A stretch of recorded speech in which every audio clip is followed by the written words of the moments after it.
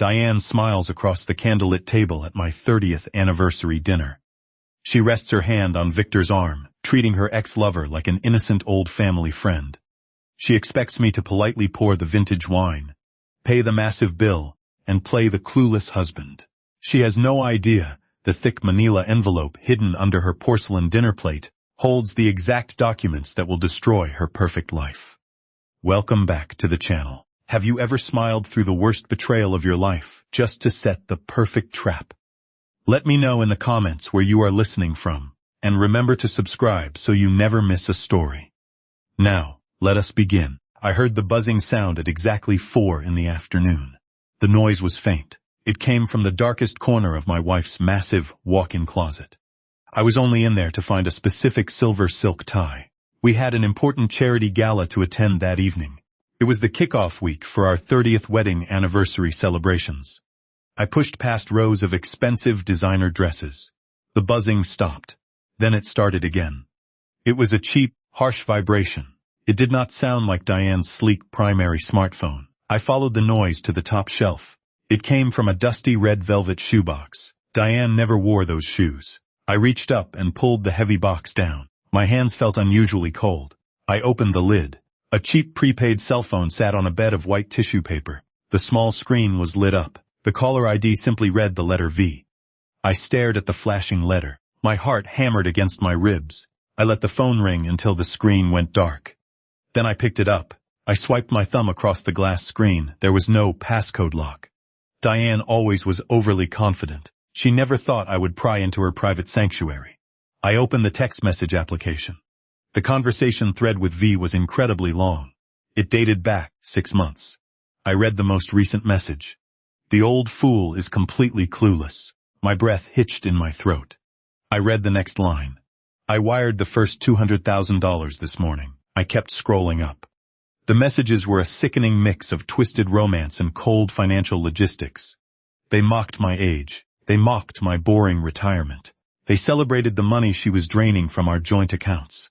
I felt a sharp physical pain in my chest. 30 years of marriage felt like a heavy stone crushing my lungs. I backed out of the text messages and opened the email application on the cheap device. There was only one email account linked. It was full of digital receipts from a shell company in the Cayman Islands. I clicked on a recent PDF attachment. The document loaded slowly. It was a confirmation of transfer. The sender was listed under a dummy corporation. I recognized the account numbers immediately. They were tied to the commercial properties I sold last year in downtown Boston. My life's work in real estate was quietly bleeding out. $2 million had already vanished. I sat down on the small padded bench in the middle of her closet. The smell of her expensive French perfume suddenly made me nauseous. I looked at the cheap plastic phone in my trembling hands. A weaker man would have smashed it against the wall. A weaker man would have waited by the front door and screamed at her. I am not a weak man. I built my empire from nothing. You do not survive the brutal Boston real estate market by throwing tantrums. You survive by gathering leverage. I stood up.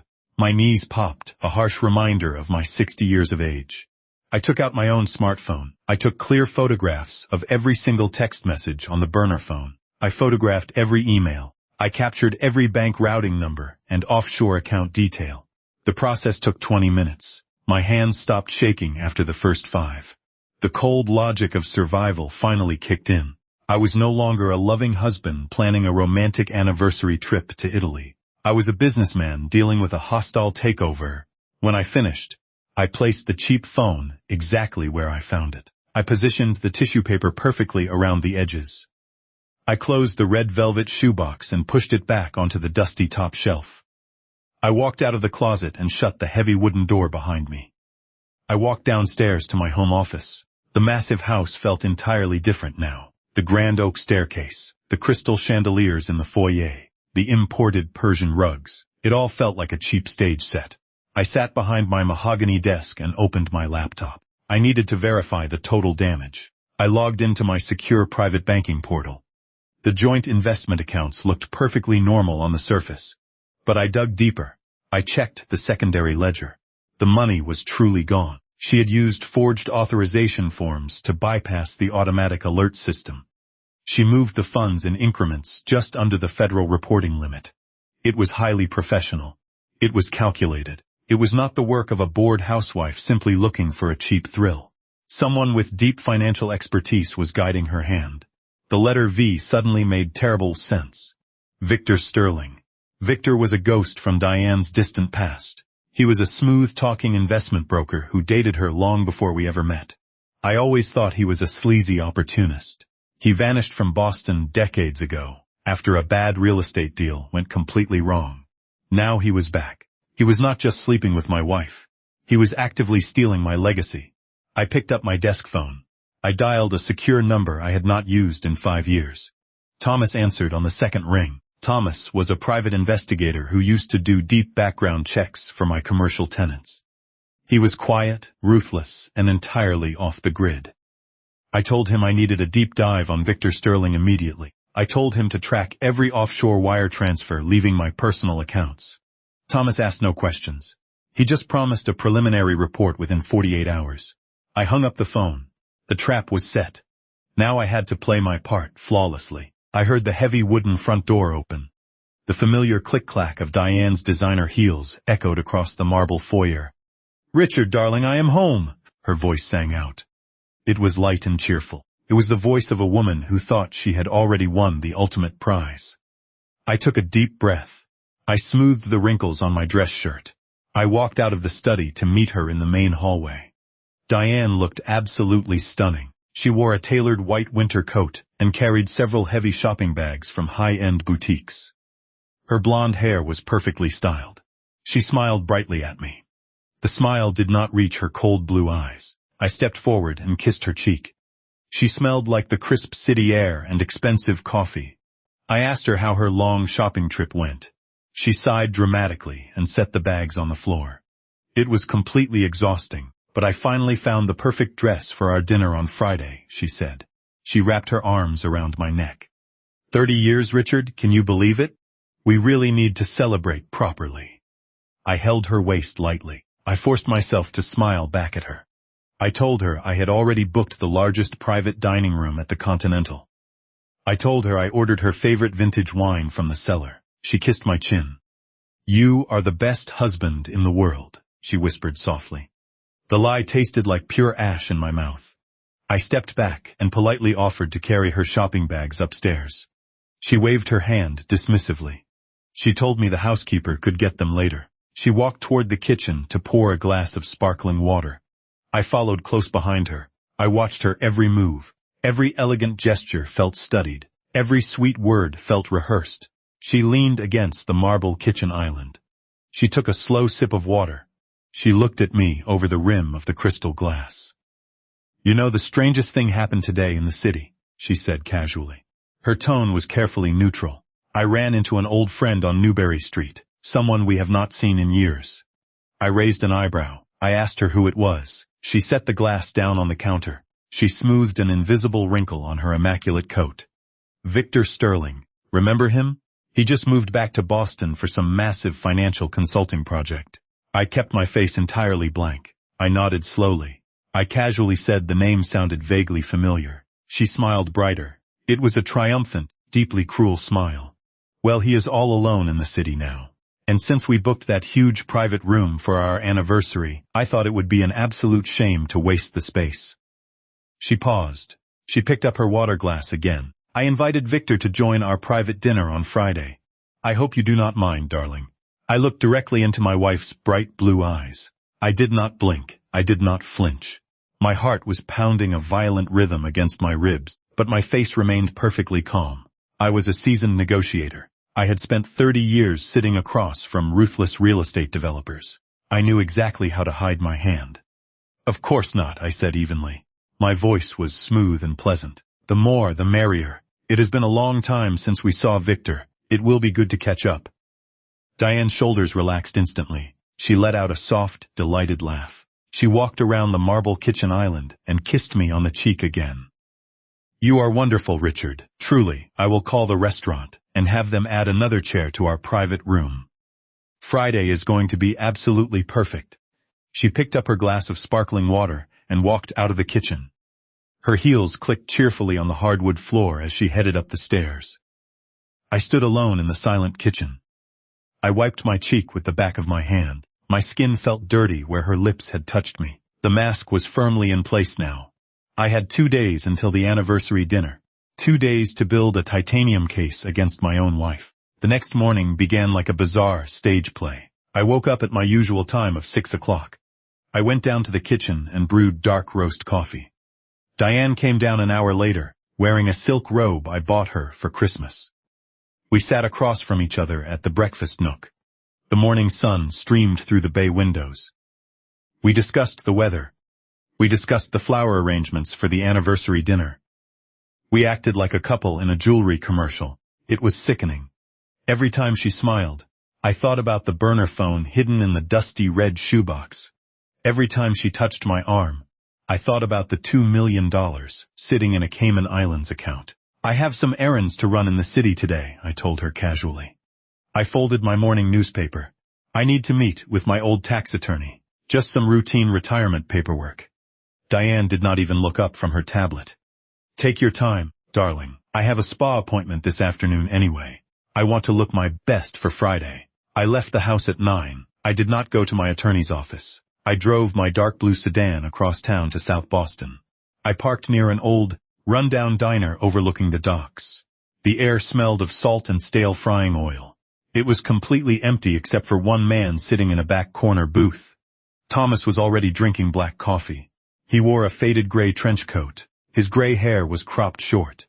He looked like a man who had seen every ugly corner of the world and was entirely bored by it. I slid into the vinyl booth across from him. Thomas did not offer a greeting. He simply slid a thick manila folder across the sticky table.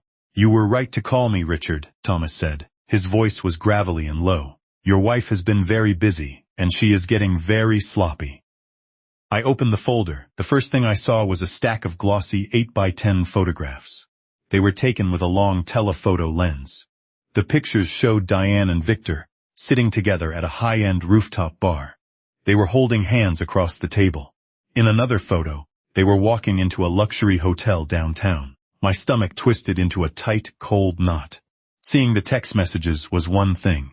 Seeing the visual proof was entirely different. Victor looked older, but he still had the same slick, arrogant smile I remembered from 30 years ago. He wore a custom-tailored suit. He looked like a man spending someone else's money. My money. The affair is just the distraction, Thomas continued. He tapped a thick stack of financial documents beneath the photos. Look at the next page. I flipped the photos over. I stared at a copy of a commercial loan application. My eyes scanned the details. I felt the blood drain completely from my face. She is taking out a mortgage on the Boston house, I whispered. My voice shook slightly. I cleared my throat. The house is completely paid off. It has been paid off for 10 years. Not anymore, Thomas said flatly.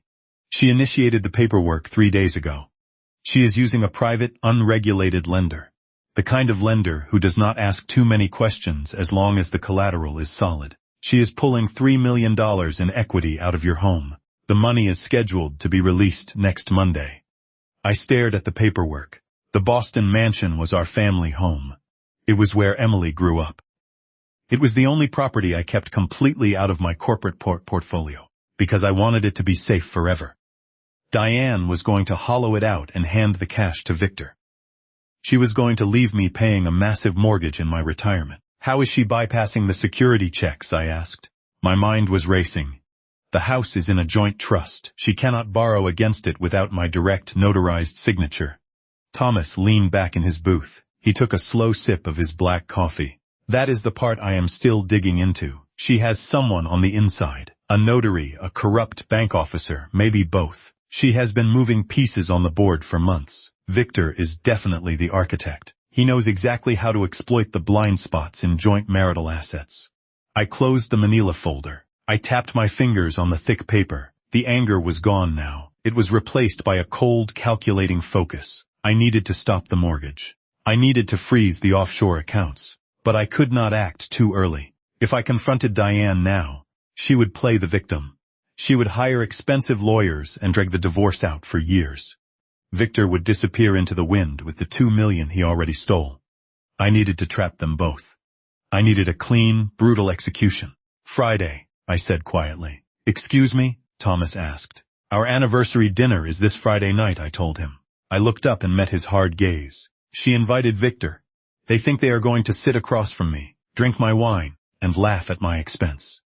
I want everything you have on Victor Sterling compiled and ready by Friday afternoon. Every dirty deal, every offshore shell company. I am going to end this at the dinner table. Thomas nodded slowly. A faint ghost of a smile touched his lips.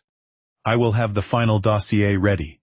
I will also have a financial forensics team on standby to freeze the offshore routing numbers the exact second you give the signal. I paid for the coffees and left the diner. I took the manila folder with me. I drove to a secure storage facility where I kept old business records. I locked the folder in a steel safe.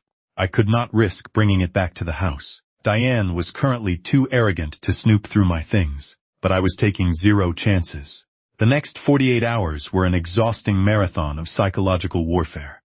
I returned home and played my part flawlessly. I complimented Diane on her new dress. I listened to her complain about the caterers. I watched her text Victor secretly from her main phone under the dinner table, knowing exactly what those messages said. It took every ounce of discipline I had built over 30 years of business to not reach across the table and shatter her wine glass. By Thursday evening, the trap was almost perfectly set. Emily, my daughter, was flying in from Chicago the next morning. I had not told her anything yet. Emily was a brilliant corporate attorney. I knew she would be my strongest ally, but I wanted to protect her from the ugly truth for just a little longer. I wanted to handle the dirty work myself. I was sitting in my dark study, nursing a glass of bourbon, when my cell phone vibrated violently on the desk. The caller ID showed a restricted number. It was Thomas. I checked the time. It was past midnight. Thomas never called this late unless something had gone catastrophically wrong. I picked up the phone. Speak. Richard, we have a massive problem, Thomas said. His voice was tense. The usual calm indifference was gone. I just intercepted an emergency fax from the private lender. I know how Diane is bypassing your signature for the mortgage. I gripped the leather armrest of my chair. Tell me. It is not just a forged signature, Thomas said quickly. Victor Sterling is holding a comprehensive general power of attorney document. It gives him total control over your medical decisions, your legal representation, and every single financial asset in your name. And Richard. Thomas paused. I could hear him typing rapidly on a keyboard in the background. What is it, Thomas? I demanded. My chest felt dangerously tight. The document is fully authenticated, Thomas said grimly. It was signed by you. It was stamped by your personal notary. And it was filed with the state registry yesterday morning. According to the law, as of right now, Victor Sterling legally owns your entire life. I arrived at the Continental exactly 1 hour before our dinner reservation. The private dining room was located on the top floor. It offered a breathtaking view of the Boston skyline. The long mahogany table was set for 3 people. Heavy crystal glasses sparkled under the dim chandelier. I walked over to the seat designated for my wife. I pulled a thick manila envelope from my leather briefcase. I carefully lifted her heavy porcelain charger plate. I slid the envelope underneath it. It was completely hidden from view. Inside that envelope was a copy of the forged power of attorney document. There were also printed photographs of Diane and Victor entering the downtown hotel. The trap was physically set. My mind briefly flashed back to my phone call with Thomas the previous night. The revelation of the forged power of attorney nearly broke me. Victor legally owned my life on paper. But I did not panic. I spent Friday morning quietly visiting my personal judges and top corporate lawyers. We filed an emergency injunction under a sealed court order. Victor's power of attorney was frozen in the state database. He would not know it until he tried to use it. I also had Thomas tracking the offshore accounts in real time. We were ready. I stood by the floor-to-ceiling window and looked out at the city. I built my entire real estate empire on those streets. I was not going to let a cheap grifter and a cheating wife take it from me. I reached into my tailored suit jacket. My fingers traced the cold metal of an antique silver wine opener. It was a gift from my late father. I carried it for good luck. Tonight I was going to need it. The heavy wooden double doors swung open. Diane walked into the private room. She wore a stunning emerald green evening gown. Diamonds glittered at her throat. She looked like a queen stepping into her palace. She smiled brightly when she saw me. It was the same hollow, practiced smile she had worn all week. "Richard, darling, the room is absolutely magnificent," she said. She walked over and kissed my cheek. I smelled her expensive French perfume. I kept my face perfectly neutral. "Only the best for our 30th anniversary, Diane," I replied evenly. She turned and admired the floral arrangements. 5 minutes later, the doors opened again. Victor Sterling walked into the room. He wore a sharp black tuxedo. His silver hair was perfectly slicked back. He carried a small velvet gift box in his left hand. He looked incredibly smug. He looked like a man who believed he held all the winning cards.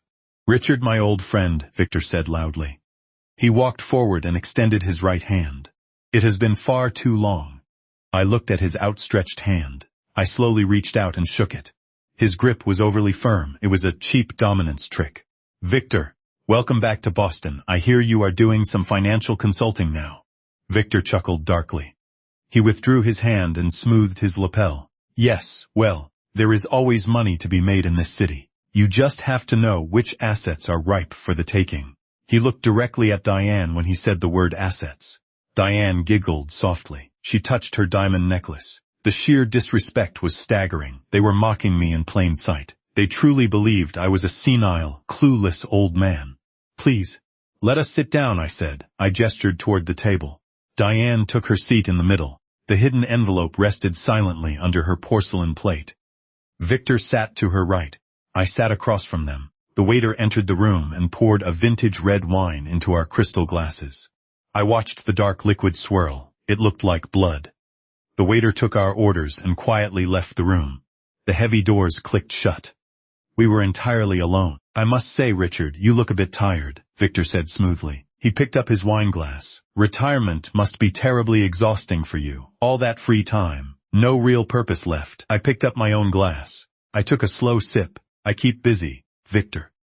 You would be surprised how many loose ends need tying up when you manage a large estate." Diane placed her hand gracefully on the table. "Richard is just stressing over minor details. He worries too much about the house and the properties. I keep telling him to just relax and let someone else handle the heavy lifting." "That is very wise advice," Victor said. His eyes locked onto mine. "Sometimes a man needs to know when to step aside. Pass the control over to someone younger, someone sharper." I watched his left hand drop below the edge of the mahogany table. I shifted my gaze slightly. The heavy linen tablecloth blocked my view. But I saw Diane's right shoulder dip. I saw her breath hitch for a fraction of a second. He was touching her leg under the table. They were playing a twisted game of footsie while eating my food and drinking my wine. A surge of pure, violently cold anger washed over me. I wanted to reach across the table and wrap my hands around his tailored throat. I forced my breathing to slow down. I channeled the anger into focus. "I prefer to manage my own affairs, Victor," I said quietly. My voice was dangerously low. "I find that when you trust the wrong people, your money has a funny habit of ending up in the Cayman Islands." Victor stopped smiling. His hand quickly reappeared above the table. He picked up his wine glass again. His knuckles were slightly white. He took a fast sip. He tried to recover his arrogant composure.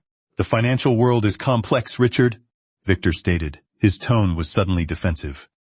"Global markets require global accounts. I would not expect a local real estate guy to understand high-level asset management." "I understand theft perfectly well," I replied. The atmosphere in the room shattered instantly. The fake pleasantries vanished. The air became heavy and suffocating. Diane looked back and forth between us. Her perfect smile faltered. She laughed nervously. "Darling, please, let us not talk about business tonight," Diane said. Her voice pitched slightly higher than normal. "It is our anniversary. We should be celebrating our future together." "You are right, Diane," I said softly. I looked directly into her lying blue eyes. "We should celebrate exactly what you have planned for our future." The main course arrived. The waiters moved silently around the table. They set down plates of filet mignon and roasted asparagus. The smell of expensive food filled the room. No one touched their silverware. Victor stared at me with narrow, calculating eyes. He was trying to figure out if I was just being a grumpy old man, or if I actually knew something. Diane picked up her fork. Her hand was trembling slightly. She took a small bite of the meat. She chewed in absolute silence. I ate my dinner methodically. Every bite was an exercise in extreme discipline. I let the silence stretch. I let the paranoia build in their minds. For 30 minutes, the only sound in the luxury private room was the clinking of silver against porcelain. When the plates were finally cleared, the waiter brought out a beautiful chocolate anniversary cake. It had 2 glowing candles on top. "Happy anniversary, sir," the waiter murmured. He bowed slightly and left the room for the final time. I looked at the flickering candles. 30 years, 3 decades of building a life, building a home, raising a beautiful daughter, and the woman sitting across from me was ready to burn it all to the ground for a $2 million payout and a cheap hotel room with a con artist. It was time to end the charade. I reached into my tailored suit jacket. My fingers closed firmly around the antique silver wine opener. I pulled it out. The heavy metal felt perfect in my grip. I looked across the table at my wife and her lover. They were watching me intensely. I raised the silver wine opener. I gently tapped it against the rim of my crystal wine glass. Clink, clink, clink. The sharp sound echoed loudly in the silent room. "I believe it is time for a toast," I announced. My voice was loud, clear, and utterly devoid of emotion. I slowly stood up from my chair. I looked down at Diane. Her face was pale. She looked terrified. "Diane, my dear," I said softly, "before I give my speech, I want you to lift your dinner plate. I left a special anniversary gift hidden just for you." Diane stared at me across the mahogany table. Her bright blue eyes widened in pure confusion. She looked down at her porcelain dinner plate. She hesitated for a long second. Then, her perfectly manicured fingers reached out. She lifted the heavy plate. The thick manila envelope sat exactly where I had placed it an hour ago. The room was completely silent. I could hear the faint hum of the city traffic far below our top-floor window. "What is this, Richard?" Diane asked. Her voice trembled slightly. She did not want to touch it. "Open it," I commanded calmly. I kept the antique silver wine opener firmly in my hand. Diane slowly reached for the envelope. She broke the wax seal. She tipped it upside down. A thick stack of papers and glossy photographs slid out onto the white linen tablecloth. The very first photograph landed face up. It was a crystal-clear shot of Diane and Victor entering the downtown luxury hotel. Their hands were intertwined. The next photo showed them kissing on a rooftop bar. Diane let out a sharp, breathless gasp. She dropped the envelope entirely. Her face drained of all color. She looked like she had just seen a ghost. "Richard, I can explain?" Diane stammered quickly. Her hands shook violently. She tried to gather the photos and push them back into the envelope. "This is not what it looks like. It is a misunderstanding, a terrible mistake. I did not raise my voice. I did not need to. Do not insult my intelligence, Diane. Leave the papers on the table." I pointed the silver wine opener toward the financial documents beneath the photos. "Turn to the second page," I said coldly. "Read it out loud. Read the routing numbers. Read the offshore account details. Tell me exactly how a terrible mistake resulted in $2 million vanishing from my commercial real estate fund." Diane looked at the financial printouts. Her mouth opened, but no sound came out. The fake, elegant mask she had worn for 30 years completely shattered. She slumped back in her chair. She buried her face in her hands and began to sob loudly. The sound echoed in the private dining room. It was pathetic. 30 years of marriage, an entire life built together, reduced to a cheap hotel room and forged bank transfers. I looked at Victor. I expected him to panic. I expected him to jump up and try to flee the restaurant. I had dealt with corporate thieves before. They usually cracked when the bright lights turned on.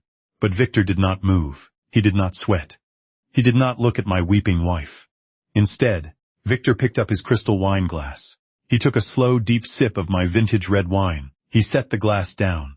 A slow, wicked smile spread across his face.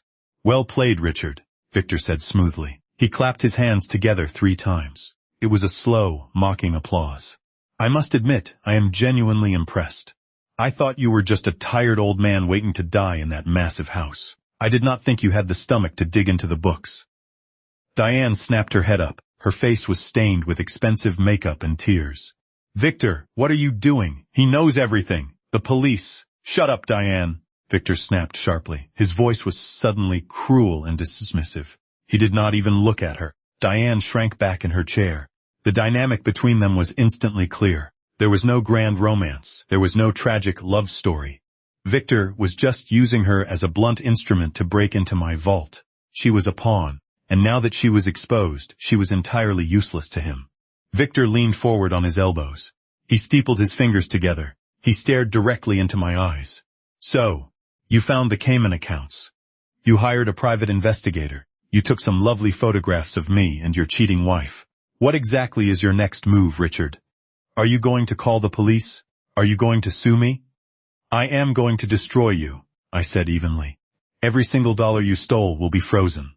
Your offshore accounts are currently being flagged by international fraud divisions. You are going to leave this city with absolutely nothing. Victor laughed. It was a loud, genuine laugh. It filled the silent room with a toxic energy. He reached into his sharp black tuxedo jacket. You always were incredibly arrogant, Richard, Victor said. You think, because you built a few office buildings, you understand how real power works. You are a dinosaur. The world of finance moved past you decades ago. You operate on logic. I operate on leverage. Victor pulled a thick, folded legal document from his pocket. He tossed it casually onto the center of the mahogany table. It landed right on top of the glossy photographs of his affair. I recognized the blue notary stamp on the final page immediately. It was the General Power of Attorney document. The one Thomas had warned me about late last night. I kept my face perfectly still. Victor did not know I had frozen the document in court this morning. Let him play his hand. Go ahead, Richard, Victor mocked. Pick it up, read it. It is entirely legal. It was signed, stamped, and officially filed with the state registry yesterday morning. I did not touch the paper. I kept my eyes locked on him. I know what a forged document looks like, I said. Forged? Victor smiled wider. Your wife has been systematically drugging your morning coffee with heavy sedatives for the last 3 months. She told your private doctors you were suffering from early onset dementia. She built a massive, verified medical history, proving you are entirely unfit to manage your own estate. And yesterday, while you were completely heavily sedated on the living room sofa, she guided your hand to sign over complete legal authority to her trusted financial advisor, me. My stomach turned completely cold. The random dizzy spells. The heavy fatigue I felt every afternoon. I thought it was just the stress of getting older. Diane had been poisoning me in my own home. I looked at her. She refused to meet my eyes. She stared down at her lap, shivering uncontrollably. She was a monster. As of 8 o'clock this morning, Victor continued happily. I legally control your entire corporate portfolio. I control your medical decisions. If I want to put you in a state-run nursing home tomorrow, I can make a single phone call and have it done. I gripped the silver wine opener tighter. My knuckles were bone white. I knew the power of attorney was frozen for the business assets. My lawyers had secured the injunction, but Victor was not finished. He reached into his pocket again. He pulled out a sleek, modern smartphone. He tapped the screen a few times. He turned the phone around and slid it across the table toward me. The corporate assets are complicated, Victor admitted smoothly. Those take time to liquidate. But residential property? That is wonderfully simple. I looked down at the bright screen. It was a confirmation email from a private equity firm. The subject line read, Final Disbursement. The $3 million mortgage on your Boston house, Victor whispered. His eyes danced with pure malice. The funds bypassed your frozen joint accounts entirely. I routed the money directly into a private digital wallet 2 hours ago. It is completely untraceable. It is gone forever. The air left my lungs, the house, my sanctuary. He had successfully stripped the equity out of my family home before my lawyers could stop the secondary transactions. I was suddenly carrying a $3 million debt on a property I owned free and clear just 24 hours ago. You see, Richard, Victor said softly. He leaned back in his chair. You brought a knife to a gunfight. You thought you could trap me at a dinner party. But I already own the restaurant. I own the table. I own you. He reached out and picked up his wineglass again. He finished the vintage red wine in one gulp. He slammed the crystal glass down on the table. It did not break, but the sharp sound made Diane flinch. Here is what happens now, Victor commanded. The mocking tone was gone. His voice was hard and deadly. You are not going back to that mansion tonight. You are going to stand up. You are going to leave your house keys, your car keys, and your corporate access cards on this table. You are going to walk out of this restaurant, and you are going to find a cheap motel. And if I refuse, I asked. My voice was a dangerous whisper. If you refuse, I use this power of attorney to call an ambulance. Victor smiled coldly. I will tell them the old man is having a dementia episode. I will have you chemically restrained and locked in a psychiatric ward before midnight. And tomorrow, I will sell the rest of your assets while you sit in a padded cell. Victor reached across the table. He extended his open palm. The keys, Richard, Victor demanded loudly. Now, get out of my sight. I looked at Victor. I looked at Diane, who was quietly sobbing into her silk napkin. The entire world was collapsing around me. The $3 million debt was real. The threat of the psychiatric ward was real. He had outmaneuvered me on the residential property. He had backed me into a corner. But he did not know who he was dealing with. I built my empire in the mud. I survived recessions. I survived cutthroat corporate wars. I survived because I always knew when to retreat and when to burn the bridge behind me. I reached into my pocket. I pulled out my heavy brass house keys. I tossed them onto the table. They landed next to the power of attorney document with a loud clatter. I placed my corporate access card beside them. Take them, I said quietly. Victor grinned. He eagerly snatched the keys off the table. He looked at me with ultimate victory in his eyes. Happy anniversary, Richard, Victor mocked. I stood up slowly. I buttoned my tailored suit jacket. I did not look at Diane. I looked only at the man who thought he had just won the war. Enjoy the house, Victor, I said evenly. You are going to need a comfortable place to stay when the real fight begins. I turned my back on them both. I walked toward the heavy wooden doors of the private dining room. I pushed them open and stepped out into the hallway. I did not look back. I walked into the cold Boston night, with nothing but the clothes on my back, and the silver wine opener in my pocket. The dinner was over. The pleasantries were finished.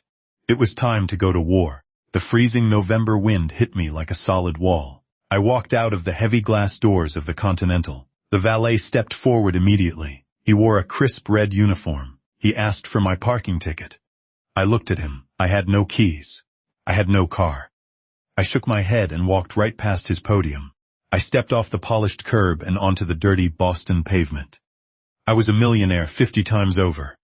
I was a respected pillar of the commercial real estate community, and I was suddenly completely homeless. I walked for 6 blocks. The cold air cleared my head. My expensive Italian leather shoes clicked rhythmically against the concrete. I did not feel defeated. I did not feel sorry for myself. I felt a dangerous, burning clarity. Victor Sterling thought stripping away my physical comforts would break my spirit. He fundamentally misunderstood how I built my life. I did not inherit my money. I earned every single dollar. I knew how to survive in the dirt. I raised my hand and hailed a passing yellow taxi. The taxi stopped. I climbed into the back seat. The car smelled like stale cigarette smoke and cheap pine air freshener. The driver looked at me through the dirty plexiglass divider. He saw my expensive tailored suit. He asked me which luxury hotel I wanted. Take me to the Starlight Motel in South Boston, I told him flatly. The driver raised his eyebrows in the rearview mirror. He did not ask questions. He put the car in gear and drove.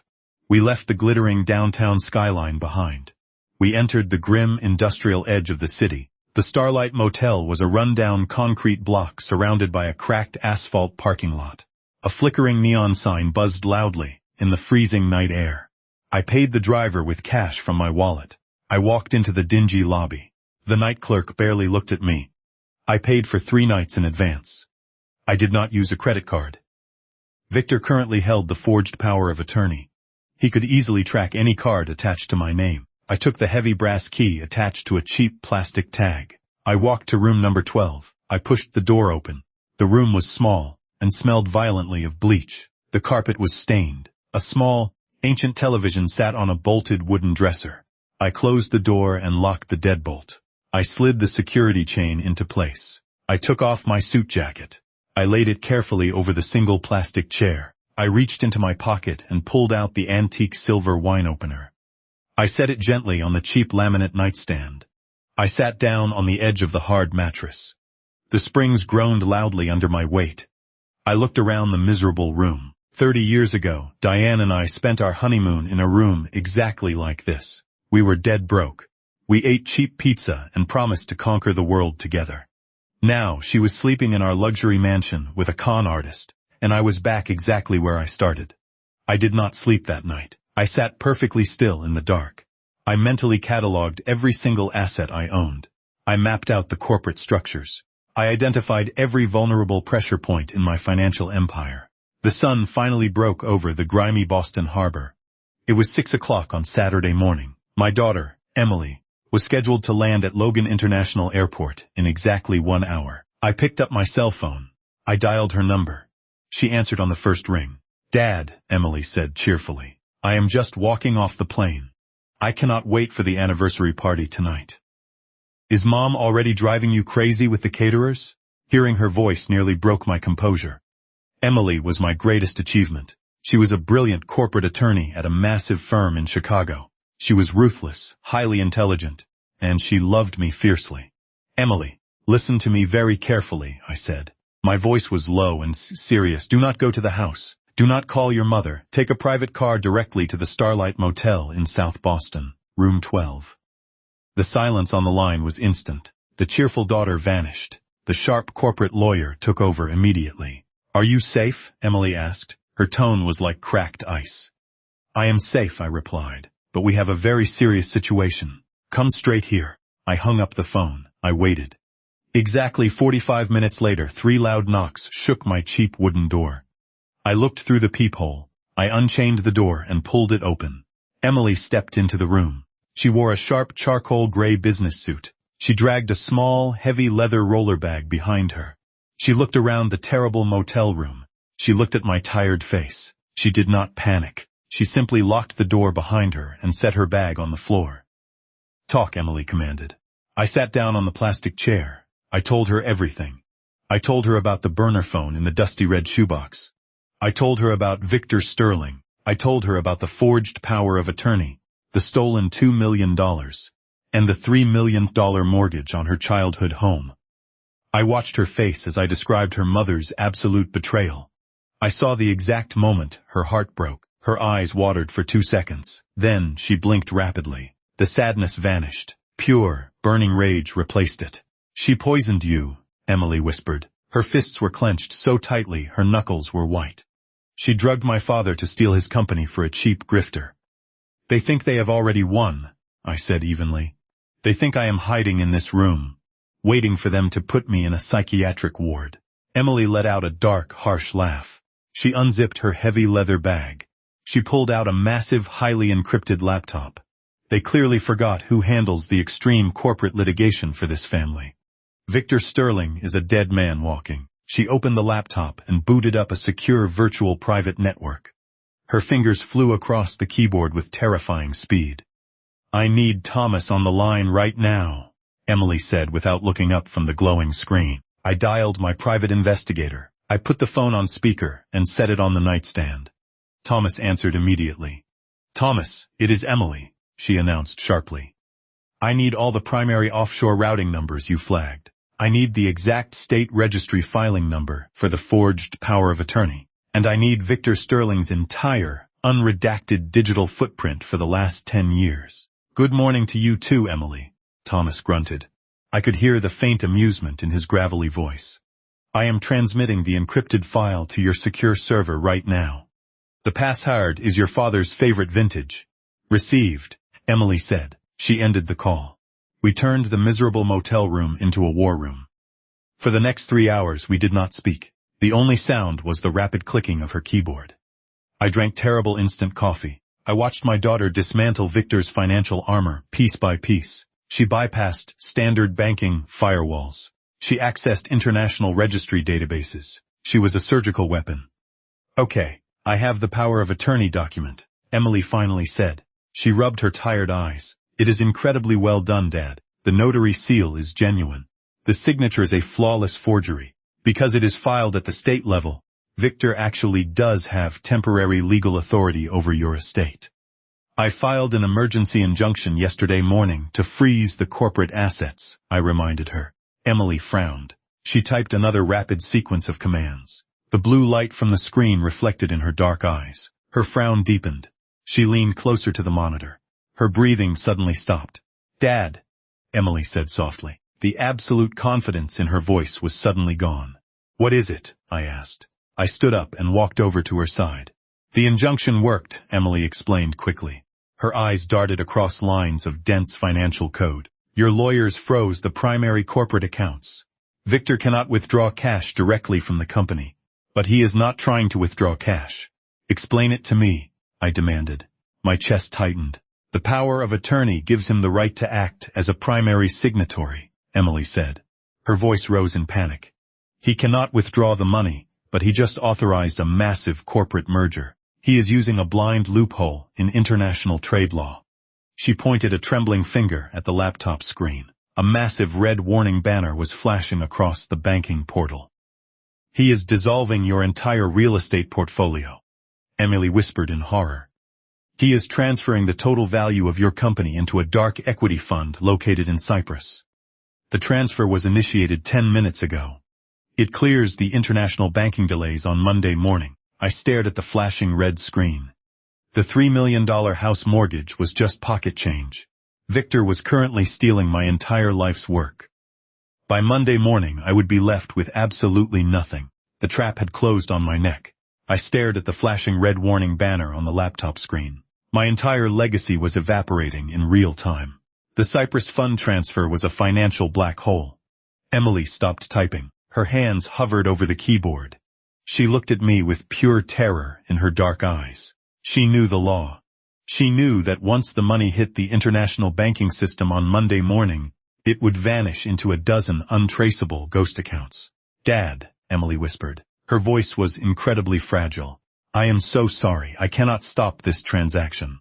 The power of attorney legally authorized the transfer. The banking algorithms recognize it as a legitimate corporate move." I did not panic. I did not yell. I closed my eyes for exactly 5 seconds. I let the cold reality of the situation wash over me. I pictured Victor Sterling sitting in my expensive leather chair at home. I pictured him smiling. Then I opened my eyes. The panic was gone. 30 years in the brutal Boston real estate market had taught me one absolute truth. "You cannot stop a greedy man by building a wall, Emily," I said quietly. "What do you mean?" she asked. "You stop a greedy man by opening a door," I explained. I stood up from the cheap plastic chair. I began to pace the narrow floor of the motel room. "Victor is a grifter. He is a parasite. He just stole my entire company. That money is sitting in a holding account in Cyprus right now. It is dirty money. He knows that. He needs to clean it. He needs to reinvest it immediately into a legitimate asset before anyone starts asking questions." Emily slowly lowered her hands to her lap. The sharp corporate attorney was coming back to life. "You want to offer him an investment. I want to offer him the greatest real estate deal of his entire miserable life," I said. "I want to offer him a deal so incredibly lucrative, he will willingly wire every single dollar of that Cyprus fund right back into a trap we control." Emily smiled. It was a cold, dangerous smile. "We are going to build a phantom company." "Exactly." I nodded. I walked back to the small wooden dresser. I picked up the antique silver wine opener. I held it tightly in my fist. "Victor thinks he is the smartest man in the room. He thinks my properties are boring. He wants high yields. He wants quick flips. We need to create a development project that hits every single one of his greedy triggers." "What kind of property?" Emily asked. Her fingers were already resting on the laptop keyboard, ready to strike. "The old industrial shipyard in South Boston," I told her. "It is a massive plot of waterfront land. It has been tied up in severe environmental litigation for 2 decades. The soil is completely toxic. It is essentially worthless. No developer in the city will touch it. But Victor does not know the Boston market anymore." Emily caught on instantly. "He has been gone for 30 years. If we fabricate a document proving the city just secretly cleared the environmental restrictions, it becomes a gold mine," I finished the sentence. "If that land were suddenly cleared for luxury waterfront condominiums, the value would triple overnight. We just need to make Victor believe he is buying the exclusive rights to develop it before the public finds out." We went to work immediately. The dingy Starlight motel room transformed into a high-stakes corporate war room. I dictated the terms of the fake development project. Emily built the digital infrastructure. We named our phantom corporation Apex Holdings. Emily registered a sophisticated domain name. She built a flawless corporate website in 2 hours. She populated it with fake board members, fake historical portfolios, and highly complex architectural renderings she pulled from an open-source database. It was brilliant. It looked like a billion-dollar equity firm based in London. But a website was not enough. Victor was paranoid. He would do background checks. We needed a middleman to present the bait. We needed someone dirty enough for Victor to trust. I picked up my cell phone. I called Thomas again. "I need a favor, Thomas," I said as soon as he answered. "A very dangerous one." "Tell me." Thomas grunted. I could hear the sound of heavy traffic in the background. "Do you know a corrupt financial broker in the city?" I asked. "Someone who operates in the gray area. Someone Victor Sterling might use to funnel money." Thomas chuckled darkly. "I know 3. The best one is a guy named Marcus Vance. He runs a boutique wealth management firm downtown. It is basically a laundry service for white-collar criminals." "Perfect," I said. "I need you to leak a heavily encrypted file to Marcus. I need Marcus to think he is stealing classified information from the city zoning board. The file contains a preliminary environmental clearance report for the South Boston shipyard." I explained the entire trap to Thomas. I told him about Apex Holdings. I told him we needed Marcus to take this stolen information directly to Victor. Victor would see the fake clearance report. He would see that Apex Holdings was currently accepting private equity partners to buy the land. He would think he was front-running a massive real estate boom. "Consider it done, Richard," Thomas said. "Marcus owes me a massive favor from a gambling debt 3 years ago. He will pitch the deal to Victor by noon today." The trap was officially set. Now we had to survive the waiting game. Saturday afternoon dragged into Saturday evening. The motel room was suffocating. We ate cheap sandwiches from the vending machine in the lobby. We drank terrible, instant coffee. Emily never took her eyes off the laptop screen. She had set up a digital tripwire on the Apex Holdings server. The moment anyone from Victor's network tried to access the fake investor portal, an alarm would sound. The sun went down. The neon sign of the Starlight Motel buzzed loudly outside our thin window. I sat on the edge of the hard mattress. I thought about my house. I thought about Diane. I wondered if she was sleeping in our master bedroom. I wondered if she felt even a single ounce of guilt for what she had done. I doubted it. She made her choice. Sunday morning arrived. It was gray and freezing. I stood by the window, watching the rain hit the cracked asphalt parking lot.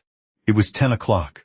We had less than 24 hours before the international banks opened and Victor's stolen money disappeared forever. Suddenly, a sharp, piercing beep echoed through the motel room. I spun around. Emily was leaning forward in her chair. The laptop screen was glowing bright green. "We have a bite," Emily announced. Her voice shook with adrenaline. "Someone just pinged the Apex Holdings investor portal. The IP address is bouncing through several proxies, but it originated in Boston." I walked over and stood behind her. I watched the lines of code scroll rapidly across the screen. "They are requesting the private prospectus," Emily whispered. Her fingers danced across the keyboard. "I am authorizing the download. I am sending them the fake environmental clearance reports." We waited in breathless silence. 5 minutes passed, 10 minutes. The tension in the room was physically painful. I felt a cold bead of sweat roll down my neck. If Victor saw through the illusion, we were finished. He would pull the money, and we would never find it. The laptop beeped again. A massive notification window popped up on the center of the screen. "He took the bait," Emily gasped. She threw her hands up in the air. "Dad, he took it. Victor's broker just initiated an escrow transfer protocol. He is pledging the entire Cyprus fund to Apex Holdings to secure the development rights for the shipyard." A heavy weight lifted off my chest. I let out a long, slow breath. Victor was greedy. His arrogance was his ultimate blind spot. He thought he was outsmarting the entire Boston real estate market. He had no idea he was wiring my stolen money directly into a digital vault controlled by my own daughter. "When does the transfer finalize?" I asked. "The funds will lock into our secure escrow account tomorrow morning at exactly 8 o'clock, Emily explained. "Once it hits our vault, I can freeze it completely. Victor will not be able to withdraw a single penny. He will be locked out of his own theft." I smiled. The war was turning. We had just cut his financial throat, and he would not bleed until tomorrow morning. Good work, Emily, I said softly. I placed my hand on her shoulder. Get some rest. Tomorrow is going to be a very ugly day. Emily nodded. She closed the laptop screen. The room went dark. I walked back to the plastic chair and sat down. For the first time in 3 days, I felt a flicker of hope. I had my money back in sight. I just needed to survive the next 12 hours. The motel room was quiet. The rain pounded heavily against the thin glass window. I closed my eyes. I was exhausted. My bones ached. The stress of the betrayal was finally catching up to my 60-year-old body. Then, a harsh vibration shattered the silence. It was my cell phone. It was sitting on the nightstand next to the silver wine opener. I opened my eyes. I reached out and picked it up. The caller ID glowed brightly in the dark room. It was an unknown number. I hesitated. I looked at Emily. She was already asleep on the hard mattress. I did not want to wake her. I swiped the screen and pressed the phone to my ear. I did not say a word. I just listened. Richard? A voice whispered. My blood turned to ice. It was Diane. Her voice was trembling. It sounded thick and raw, like she had been crying for hours. How did you get this number? I asked coldly. My tone was like jagged steel.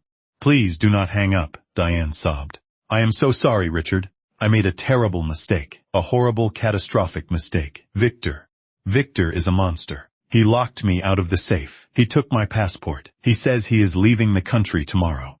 I tightened my grip on the phone. I felt absolutely nothing for her. That sounds like a personal problem, Diane, I replied evenly. Do not call me again. Wait! Diane screamed into the receiver. Richard, please.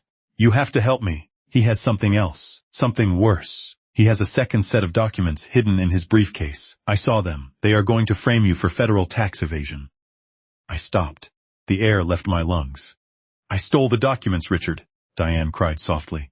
I took them while he was sleeping. I want to give them to you. I want to fix this. I know you will never forgive me, but I cannot let him send you to federal prison. Please, meet me. Just for 10 minutes. I stared into the dark corner of the miserable motel room. My mind raced. Was it another trap? Or was the alliance of thieves finally breaking down? Where? I demanded. The old diner near the docks, Diane whispered rapidly. The one where you always used to meet your contractors. Tomorrow morning. 7 o'clock. Please, Richard. Come alone. The line went dead. I slowly lowered the phone. The trap for Victor's money was set to spring at 8 o'clock tomorrow morning. But now, my wife was offering me the final nail for Victor's coffin just 1 hour before. It was the perfect opportunity. It was also the perfect bait. Chapter 7. I woke up at 5 o'clock on Monday morning. The Starlight motel room was freezing. Outside, a heavy coastal rain lashed against the thin window. Emily was still asleep on the hard mattress. Her chest rose and fell in a slow, steady rhythm. The encrypted laptop was closed on the small wooden dresser. In exactly 3 hours, Victor Sterling's stolen millions would fall directly into our digital trap. But I could not just sit and wait. Diane's frantic phone call echoed in my mind. She promised me the final evidence to destroy him completely. I knew it was incredibly dangerous to meet her, but I needed absolute certainty. I needed the final nail for his coffin. I quietly put on my tailored suit jacket. I wrote a short note on a piece of motel stationery. I told Emily I was grabbing fresh coffee and would be back before 7:30. I did not mention Diane. Emily would have stopped me. She would have seen the emotional blind spot I was walking into. I placed the note next to her phone. I took a deep breath, picked up the silver wine opener, and slipped it into my pocket. I unlocked the heavy motel door and stepped out into the freezing storm. The old diner near the docks was only 4 blocks away. I walked through the pouring rain. The dark Boston streets were entirely empty. The smell of salt water and rotting fish hung heavily in the air. The neon sign of the diner flickered a dull, sickly yellow. I pushed the glass door open. A small bell chimed above my head. The diner was nearly deserted. The air smelled of stale grease and burned coffee. An elderly waitress was wiping down the front counter. I walked to a booth in the far back corner. I sat down facing the entrance. I pulled my cell phone from my pocket. I opened the voice recording application and pressed start. Slid the phone face down on the sticky vinyl table. At exactly 6:45, the front door opened. Diane walked in. She looked absolutely terrible. The glamorous, arrogant queen from the anniversary dinner was entirely gone. Her expensive blonde hair was soaked and plastered to her cheeks. She wore no makeup. Dark purple circles bruised the skin under her eyes. She wore a simple beige trench coat over dark clothes. She looked over her shoulder twice before stepping fully into the diner. She spotted me in the back booth. She practically ran toward the table. She slid into the vinyl seat across from me. She was shivering uncontrollably. "Richard," Diane whispered. Her voice cracked. She reached her cold, wet hands across the table. She tried to grab my fingers. I pulled my hands back instantly. I crossed my arms over my chest. "Do not touch me, Diane. Keep your hands on your side of the table." She flinched as if I had slapped her. Tears immediately welled up in her bright blue eyes. They spilled over her eyelashes and mixed with the cold rain on her cheeks. She pulled her hands back and hugged her own shoulders. "I deserve that," Diane choked out. She stared down at the sticky table. "I deserve everything you are going to say to me. I was completely blind, Richard. I was stupid. Victor manipulated me from the very beginning." "I am not interested in your tragic apologies," I said evenly. My voice was like jagged ice. "I am here for the documents. You said you had proof of his federal tax evasion. Produce it, or I am walking out that door right now." The elderly waitress walked over with a steaming glass pot of dark coffee. She did not say a word. She set 2 thick white ceramic mugs on the table and filled them to the brim. She left 2 small plastic creamers and walked away. The hot steam curled upward between us. It smelled harsh and bitter. Diane reached into the deep pocket of her wet trench coat. Her hands were shaking violently. She pulled out a thick, black leather folder. She placed it slowly in the center of the table. She kept her hand resting on top of it. "He is a monster, Richard," Diane sobbed quietly. "After the dinner on Friday, he changed completely. He dragged me back to the house. He locked me out of the master bedroom. He fired the entire staff. He spent the entire weekend on the phone with his offshore brokers. He told me I was just a disposable tool. He said if I tried to leave, he would frame me for the stolen $2 million. She looked up at me. Her blue eyes were wide and terrified. She looked exactly like the frightened young woman I married 30 years ago. It was a flawless, heartbreaking performance. "He keeps this folder in his portable safe," Diane continued rapidly. "He got drunk last night and forgot to lock it." I looked inside. "It is a ledger, Richard. It proves he has been running a massive Ponzi scheme for 10 years. If you give this to the FBI, he goes to federal prison for the rest of his life. We can get our house back. We can fix this." "There is no we, Diane," I stated flatly. "You poisoned me. You tried to steal my life's work. I am taking this folder, and then I am erasing you from my life permanently." I reached out and pulled the black leather folder toward me. I opened it. I picked up my ceramic mug. I took a deep sip of the steaming black coffee. The liquid was incredibly hot. It tasted intensely bitter, almost metallic. I swallowed it and set the mug down. I looked down at the first page of the documents. My eyes scanned the thick legal text. My heart skipped a beat. I read the header again. It was not a tax ledger. It was not evidence of a Ponzi scheme. It was a sworn federal affidavit. It was a confession document. It explicitly stated that I, Richard Caldwell, had suffered a severe mental breakdown. It stated that I had illegally funneled my own corporate funds to an offshore account in Cyprus to evade American taxes. The final paragraph completely exonerated Victor Sterling and Diane Caldwell, naming them as innocent victims of my financial crimes. At the bottom of the page was a blank line for my signature. "What is this?" I demanded. I looked up at her. "This is a fake confession." "It is your only way out, Richard," Diane whispered. I stared at her. The violent shaking had completely stopped. Her tears were gone. Her blue eyes were no longer terrified. They were cold, empty, and dead. The transition was terrifying. She had flipped a mental switch. "You really think I am going to sign this?" I asked loudly. My anger flared. I grabbed the edge of the table. "I am going to take this directly to the police. I am going to show them your pathetic attempt at blackmail." I tried to stand up. My legs suddenly felt incredibly heavy. My knees buckled slightly against the bottom of the table. A sharp, burning sensation exploded in my chest. It felt like a heavy iron weight was crushing my ribs. I gasped for air. "Sit down, Richard," Diane commanded softly. I collapsed back into the vinyl booth. The world around me tilted violently to the left. The harsh neon lights above the counter began to blur. A high-pitched ringing sound started in my ears. I looked down at the half-empty white ceramic mug. The metallic taste coated the back of my throat. It was not just bad diner coffee. "What did you do?" I gasped. My tongue felt thick and numb. My words slurred together. Diane smiled. It was a small, tight, deeply cruel smile. She leaned across the sticky table. She was completely calm. "You always were too smart for your own good, darling," Diane whispered. "You found the burner phone. You found the Cayman accounts. You even outsmarted Victor at the anniversary dinner. But you have one fatal flaw. You still operate under the delusion that I care about you." "The coffee," I choked. My vision tunneled. The edges of the diner grew dark. I tried to reach for my cell phone, but my fingers would not obey my brain. My arm lay useless on the table. A highly concentrated liquid beta blocker mixed with a very aggressive muscle relaxant, Diane explained pleasantly. She reached into her pocket and pulled out a silver fountain pen. She clicked the cap off. "It simulates a massive myocardial infarction, a severe heart attack. The doctors will find the drugs in your system, but given your age and the extreme stress of our recent marital problems, they will rule it an accidental overdose of your own heart medication." She slid the federal confession document across the table. She placed the silver pen gently against my limp fingers. "Victor is an arrogant fool," Diane said coldly. She traced a finger over the fake confession. "He thinks he is in control. He thinks he is stealing your company. But I saw the way you looked at him on Friday night. I knew you had a counterattack planned. I could not let you ruin my payout. I need you completely out of the picture before the banks open at 8 o'clock. I tried to speak. I wanted to scream. I wanted to tell her the trap was already set. I wanted to tell her she was too late, but my vocal cords were entirely paralyzed. I could only let out a weak, pathetic wheeze.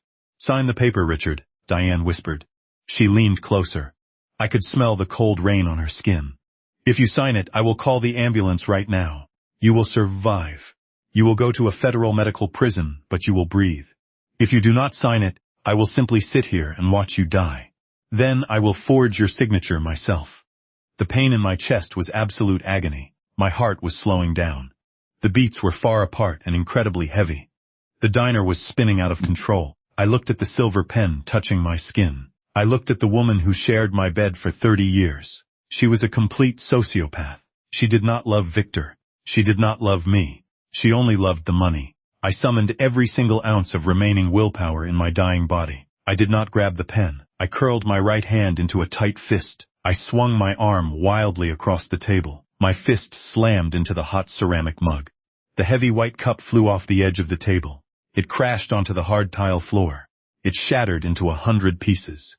Dark coffee exploded everywhere. The loud, violent sound echoed through the quiet diner.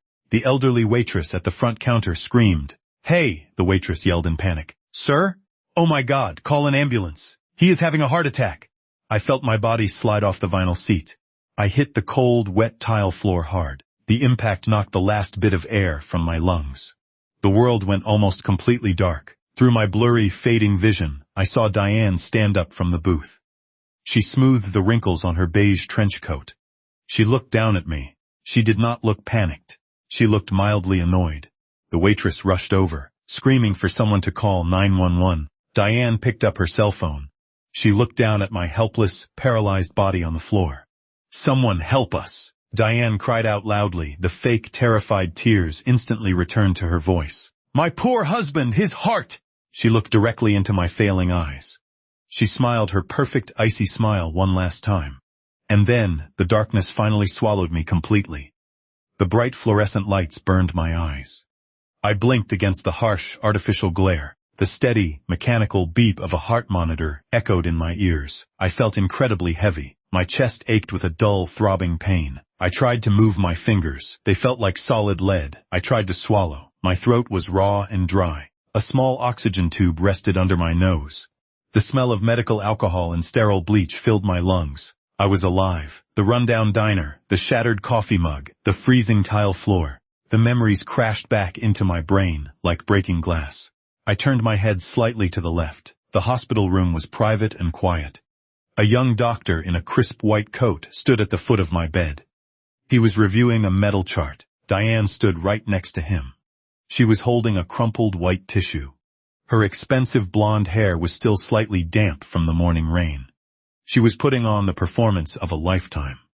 "Doctor, please tell me the truth." Diane sobbed softly. She dabbed the corners of her eyes. "Is my husband going to recover? I cannot bear the thought of losing him." The young doctor looked at her with deep sympathy. He lowered the metal clipboard. "Mrs. Caldwell, your husband suffered a very severe cardiac event. His heart rate dropped to a critical level. The paramedics arrived just in time. We pumped his stomach and administered counter-agents. He is stable for now, but he is incredibly weak. I just do not understand how this happened," Diane cried. Her voice trembled perfectly. "He was perfectly fine yesterday. We found extremely high levels of his prescribed beta blockers in his system," the doctor explained gently, "combined with a powerful muscle relaxant. Given his recent medical history of early cognitive decline, we believe he simply forgot he had already taken his morning dosage. He accidentally overdosed. The stress of the heavy dosage caused his heart to temporarily fail. I wanted to scream. I wanted to rip the sticky monitor pads off my chest. She had actually convinced the medical staff I was a senile old man who poisoned himself. I forced my vocal cords to work. A harsh raspy cough escaped my lips. The doctor immediately looked up. Diane gasped in fake relief. She rushed to the side of my bed. "Richard!" "Oh, thank God!" Diane cried loudly. She leaned over the metal bed rails. She grabbed my right hand.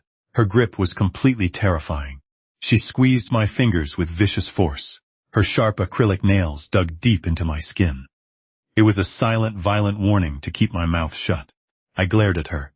The drugs were still suppressing my muscle movements. I could not pull my hand away.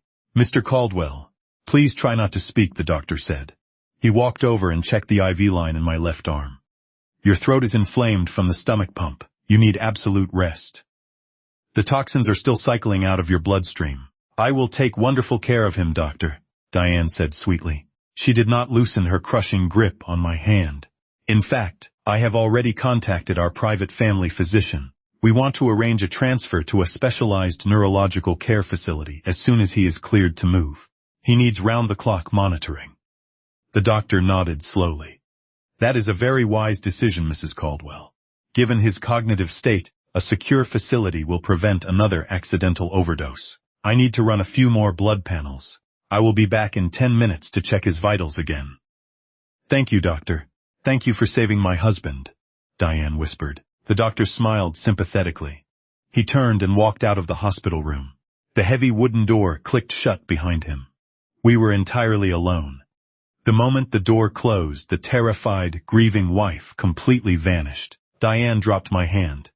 She pulled a compact mirror from her trenchcoat pocket. She quickly checked her makeup. She looked completely bored.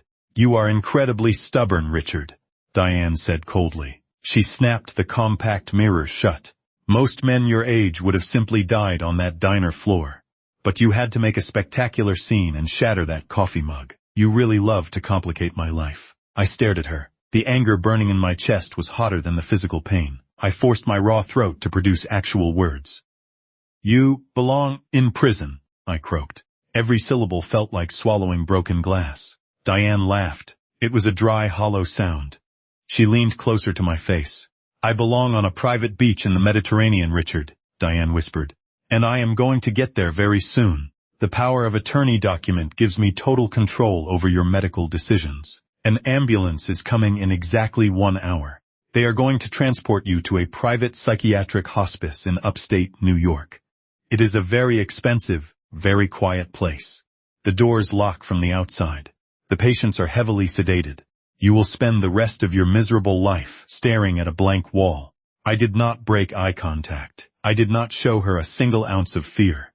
She thought she had completely destroyed me. She did not know she was standing directly on a landmine. I slowly turned my head toward the digital clock on the hospital wall. The bright red numbers read 7:45. I had 15 minutes left. The heavy door to the room suddenly opened again.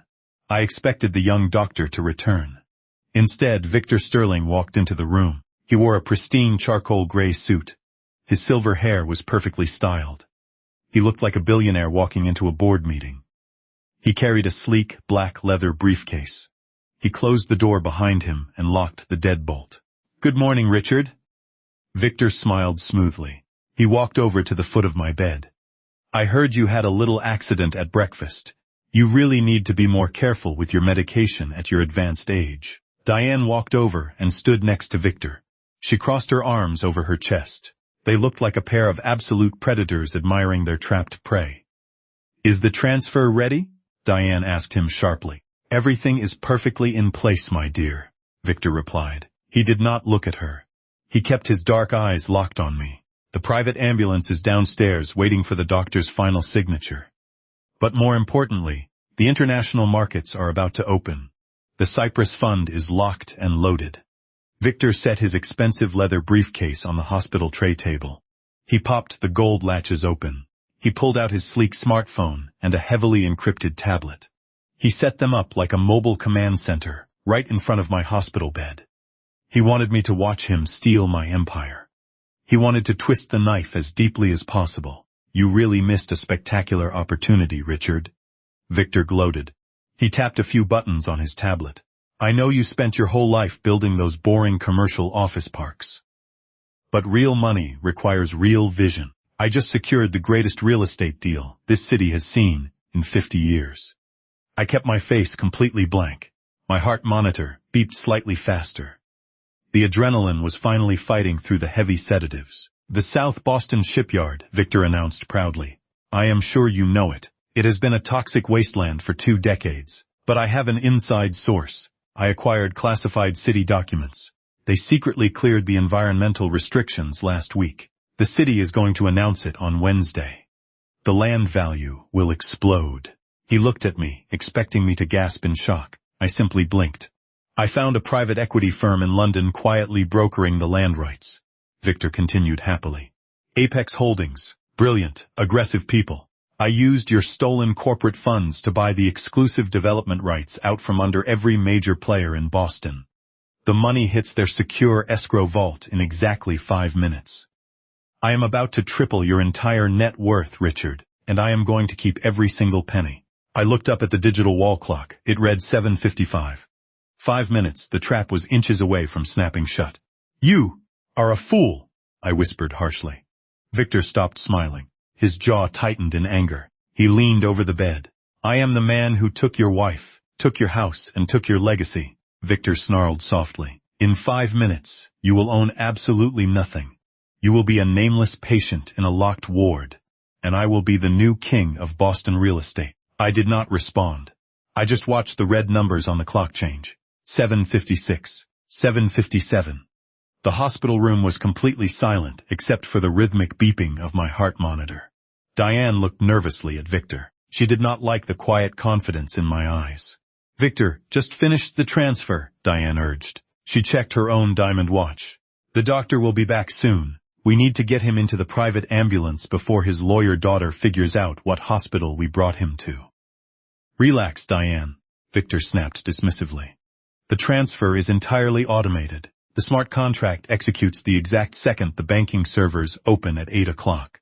7:58. 7:59. I took a slow, deep breath.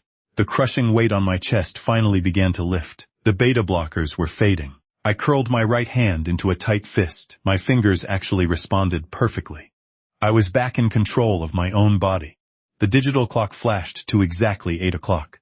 Victor's smartphone suddenly vibrated violently against the metal tray table. He picked it up with a smug smile. He opened the secure banking application. He expected to see a glorious confirmation of his massive waterfront investment.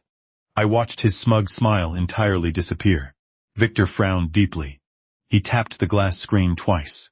The error sound echoed in the quiet room. He typed his secure passcode again. The screen flashed, bright red. He dropped the phone and quickly grabbed his encrypted tablet. His fingers flew frantically across the digital keyboard. What is wrong? Diane asked. Panic crept into her voice immediately. Did the money clear? Shut up, Victor hissed. Sweat suddenly formed on his forehead. The escrow transfer went through. The Cyprus fund is completely empty, but the Apex Holdings portal is blocking my access. The smart contract is rejecting my secondary authorization codes. It says the funds are indefinitely frozen. Frozen? Diane shrieked. What do you mean frozen? Call your broker. The broker's phone is disconnected, Victor yelled. He slammed his fist down on the tray table. The metal rattled loudly. The entire Apex server just went dark. The website is gone. The contact numbers are dead.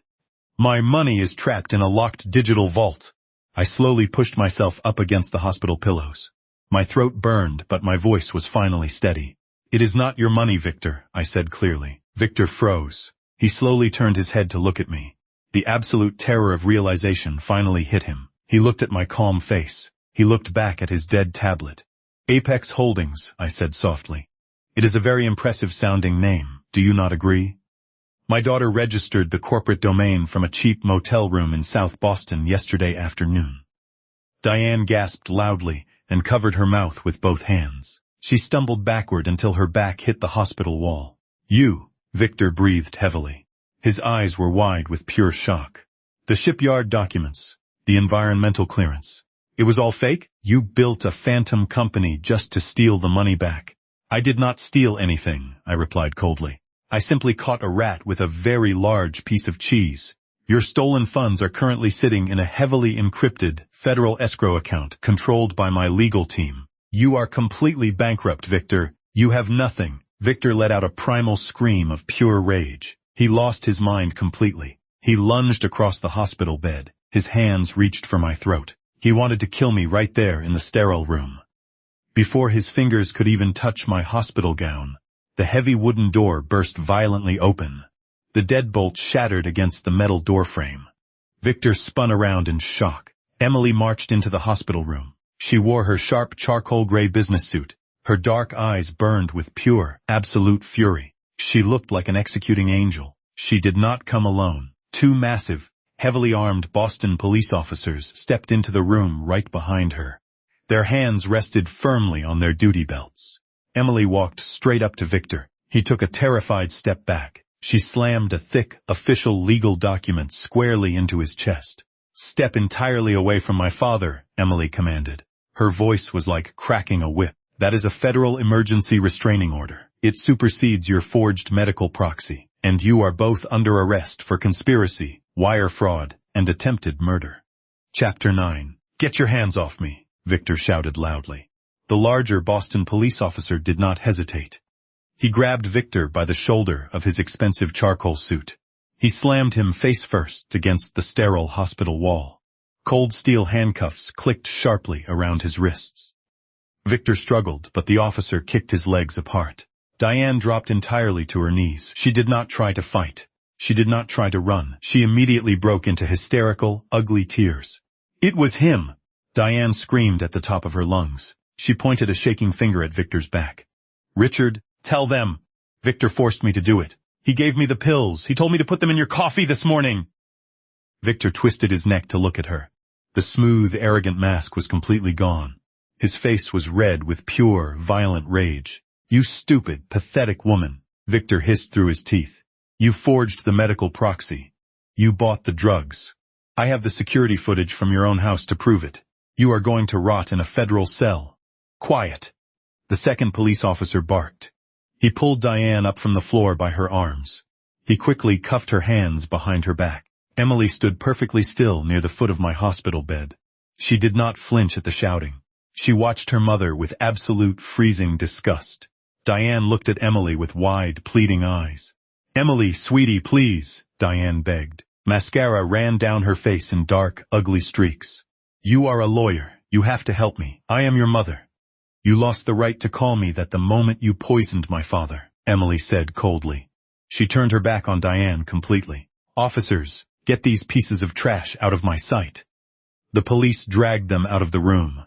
Diane's pathetic screams echoed down the long hospital corridor until the heavy elevator doors finally swallowed the sound. The room fell entirely silent. The only noise was the steady, calming beep of my heart monitor. I sank back into the pillows. My chest still ached terribly, but the crushing weight of the last 4 days was finally gone.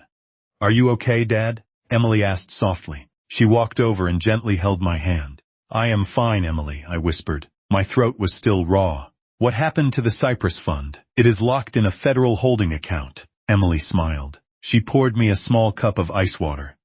When Victor tried to execute the final transfer to our dummy corporation, I triggered a secondary alarm with the FBI Cyber Division. They froze the entire $10 million. It will take a few months of legal paperwork, but your corporate portfolio is entirely safe.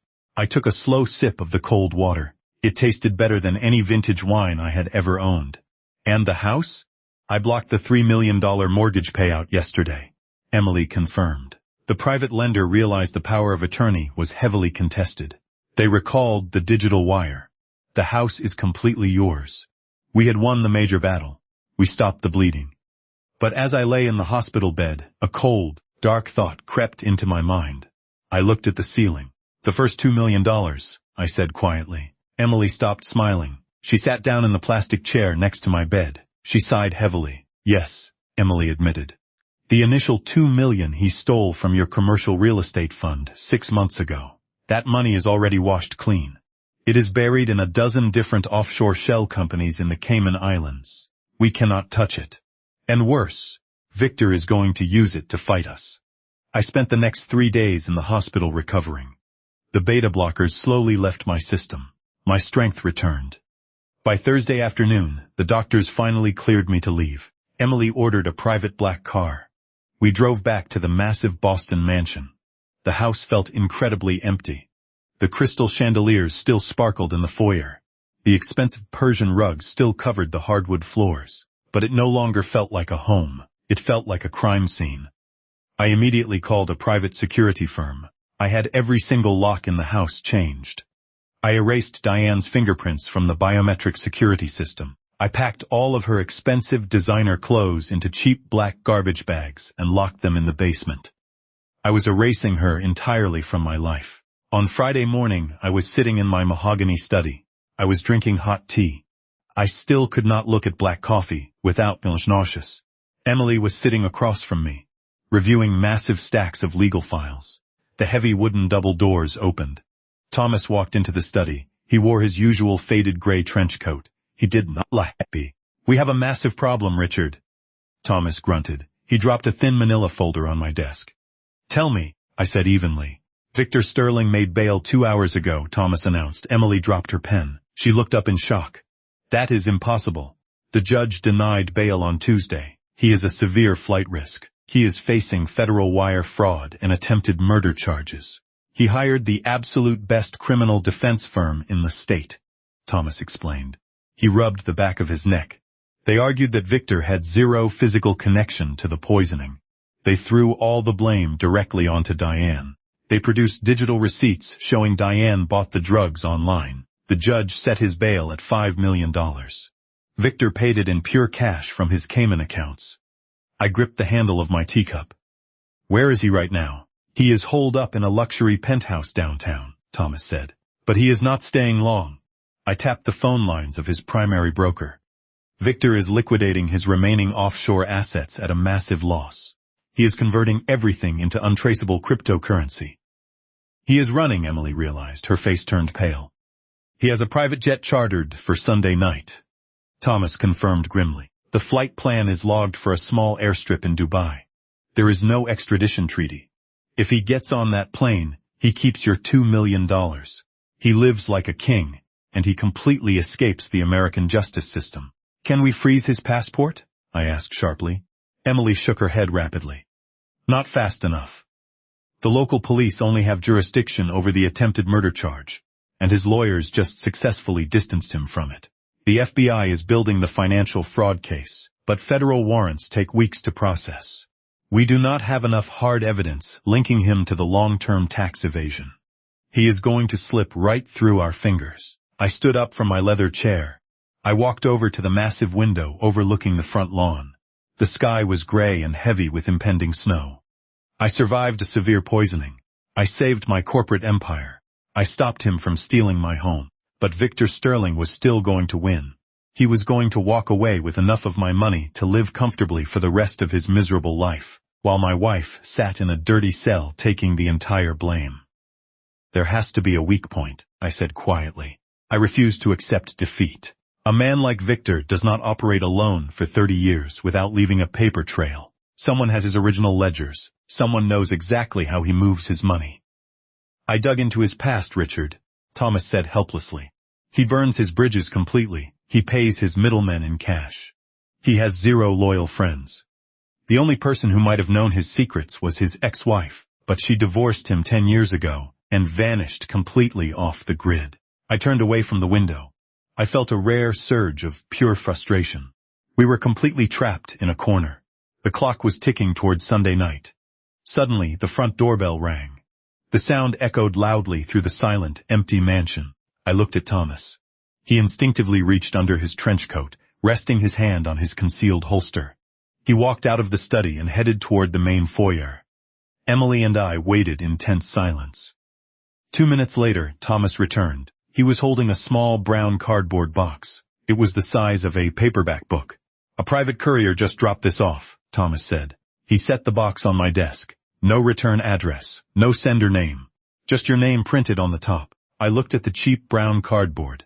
I reached into my pocket and pulled out the antique silver wine opener. I used the sharp metal tip to slice through the heavy packing tape. I opened the cardboard flaps. Inside was a single piece of thick white stationery paper. Underneath the paper was a small, sleek black USB flash drive. I picked up the white paper. There were only 2 sentences written in neat, elegant blue ink. "He ruined my life 10 years ago, and I spent a decade waiting for him to make one fatal mistake.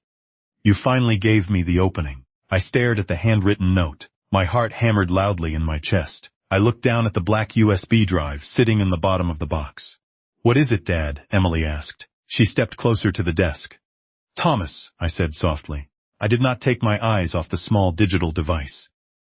"You said Victor's ex-wife completely vanished 10 years ago." "Yes," Thomas nodded in confusion. "No credit cards, no address, nothing." "She did not vanish." I smiled slowly. The cold, dangerous energy finally returned to my veins. I picked up the black USB drive. "She went completely underground, and she has been watching him this entire time." I handed the drive to my daughter. "Plug it in, Emily," I commanded. "I think Victor's plane just got permanently grounded." Chapter 10. Emily pushed the small black USB drive into the side of her encrypted laptop. A tiny green LED light blinked to life on the metal casing. We stood completely silent in the grand mahogany study. The storm raged outside the massive bay windows, but my entire focus was locked on the glowing computer monitor. A single file directory appeared on the screen. There was no password prompt. There was no complex firewall. Victor's ex-wife had stripped away every layer of digital protection before she mailed it to me. She wanted this information found. She wanted it to be a lethal weapon. The folder was simply titled with a single word: Karma. Emily clicked the icon. Hundreds of digital spreadsheets flooded the screen instantly. There were thousands of rows of raw financial data. There were scanned copies of offshore bank charters, wire transfer receipts, and handwritten ledgers. "My God," Emily whispered. She leaned closer to the screen. Her eyes darted rapidly across the columns. "This is not just a hidden tax ledger, Dad. This is his entire financial nervous system. This is a decade of raw, unedited money laundering." She highlighted a massive block of transactions from 7 years ago. "Look at these names," Emily pointed at the screen. He was not just stealing from retired real estate developers. He was washing money for illegal gambling syndicates. He was routing cartel cash through fake commercial construction projects in Miami. This is a federal racketeering case. This is a guaranteed life sentence in a maximum security prison. I leaned over her shoulder. I did not care about the cartels or the gambling rings. I was looking for one very specific entry. "Search for my accounts," I commanded quietly. "Search the dates from 6 months ago." Emily typed a quick command. The massive spreadsheet filtered out thousands of rows. The screen snapped to a highly isolated cluster of wire transfers.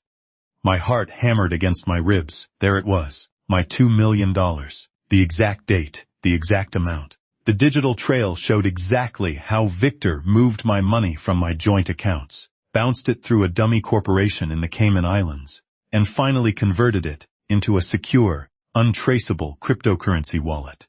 "He listed the private encryption keys right here," Emily said. A slow, triumphant smile spread across her face. "He kept the recovery phrases for the digital wallets in this master ledger.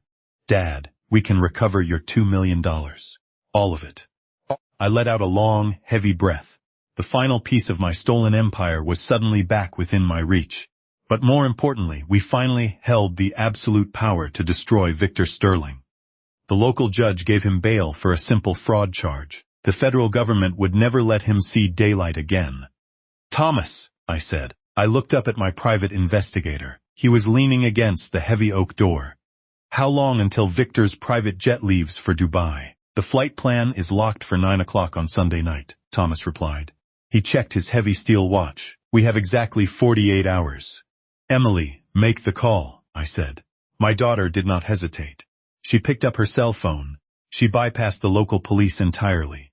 She dialed a direct, secure line to a senior director at the Federal Bureau of Investigation in Boston. She had worked with their white-collar crime division on massive corporate fraud cases before. They knew her name. They trusted her word. We spent the entire night in the study. Emily transmitted the digital ledgers over a secure federal portal. At 8 o'clock on Saturday morning, 3 black government vehicles pulled into the circular driveway of my mansion. 5 federal agents in dark suits walked into my home. The lead agent introduced himself as Special Agent Miller. He was a tall, incredibly intense man with cold gray eyes. He did not offer friendly pleasantries. He walked straight to the laptop and reviewed the physical data. "We have been trying to map this specific offshore syndicate for 5 years," Agent Miller said flatly. He looked at me. "Your wife's lover is a very central piece to a very massive puzzle. This ledger gives us probable cause to freeze assets across 3 different continents. He is planning to board a private flight to Dubai tomorrow night," I told him. "He liquidated everything. He is carrying the crypto hardware wallets on his person. If he gets on that plane, you lose him, and I lose my $2 million. "He is not getting on any plane," Agent Miller stated coldly. "I am authorizing a federal no-fly order immediately. We are drafting the RICO arrest warrants right now, but we are going to let him go to the airport." I frowned. "Why wait? Arrest him in his luxury penthouse today." "Because we need the physical hardware wallets," Emily answered for him. She looked at me. "If the FBI raids his apartment now, he might panic and destroy the drives. He might flush them down a toilet. But if we let him pack his bags, if we let him believe he has successfully escaped, he will carry the physical evidence directly into our hands." Agent Miller nodded.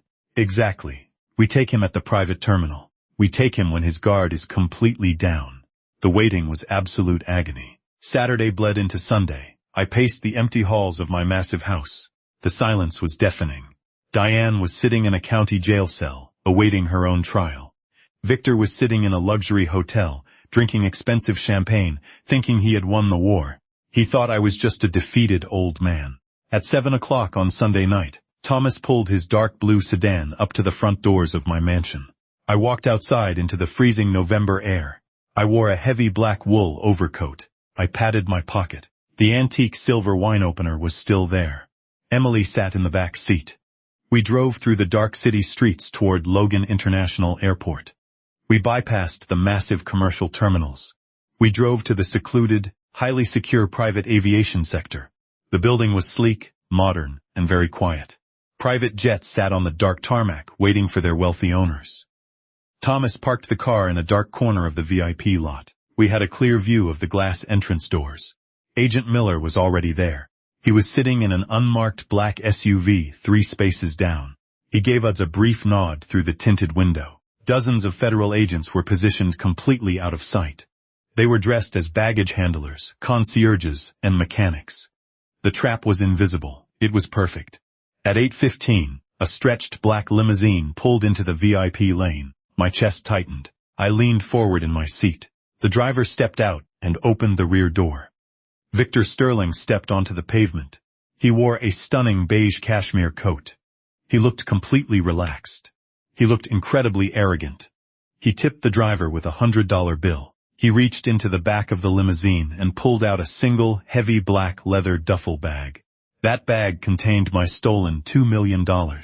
It contained his entire illicit fortune. Victor turned and walked toward the sliding glass doors of the private terminal. He did not look over his shoulder. He did not look nervous. He was a man who believed he was entirely untouchable. "Let us go," I said quietly. Opened the car door. Emily and I stepped out into the cold night. Thomas stayed behind the wheel, keeping the engine running. We walked across the dark parking lot, staying in the deep shadows of the building.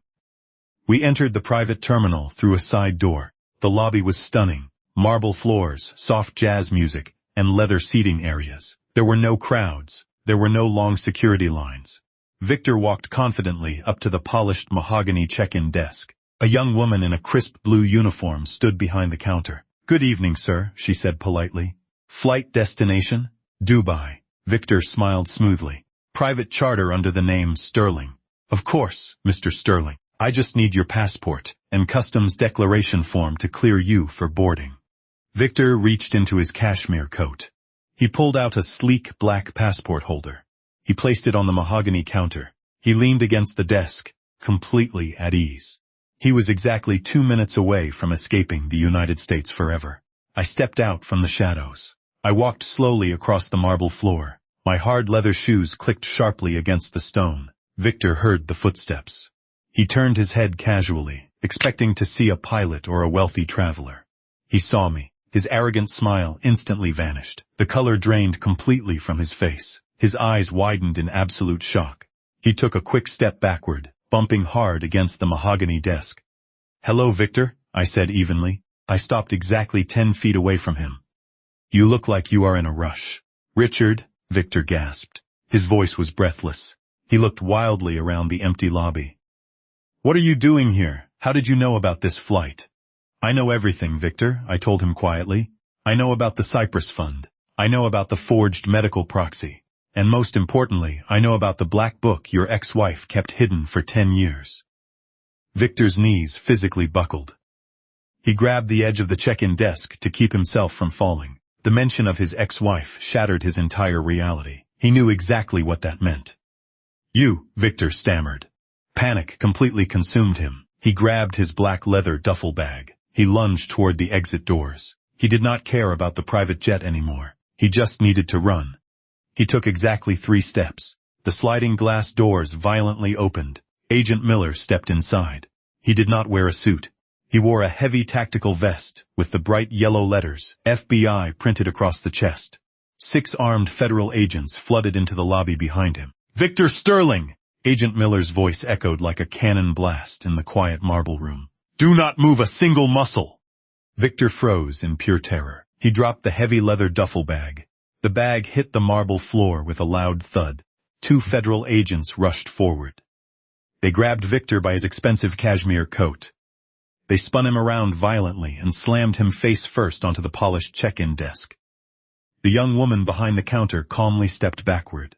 An agent grabbed his wrists, pulled them sharply behind his back, and locked a pair of heavy steel handcuffs tightly over his skin. Agent Miller picked up the heavy black leather duffel bag from the marble floor.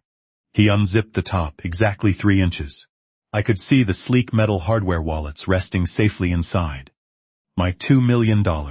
Victor's entire illegal empire. It was all securely locked inside that bag. "Take him away," Agent Miller commanded. 2 federal agents dragged Victor Sterling out of the private terminal. He did not fight back anymore. His legs were completely weak. He stumbled over his own expensive Italian shoes. The automatic sliding glass doors opened. The freezing November wind hit his face.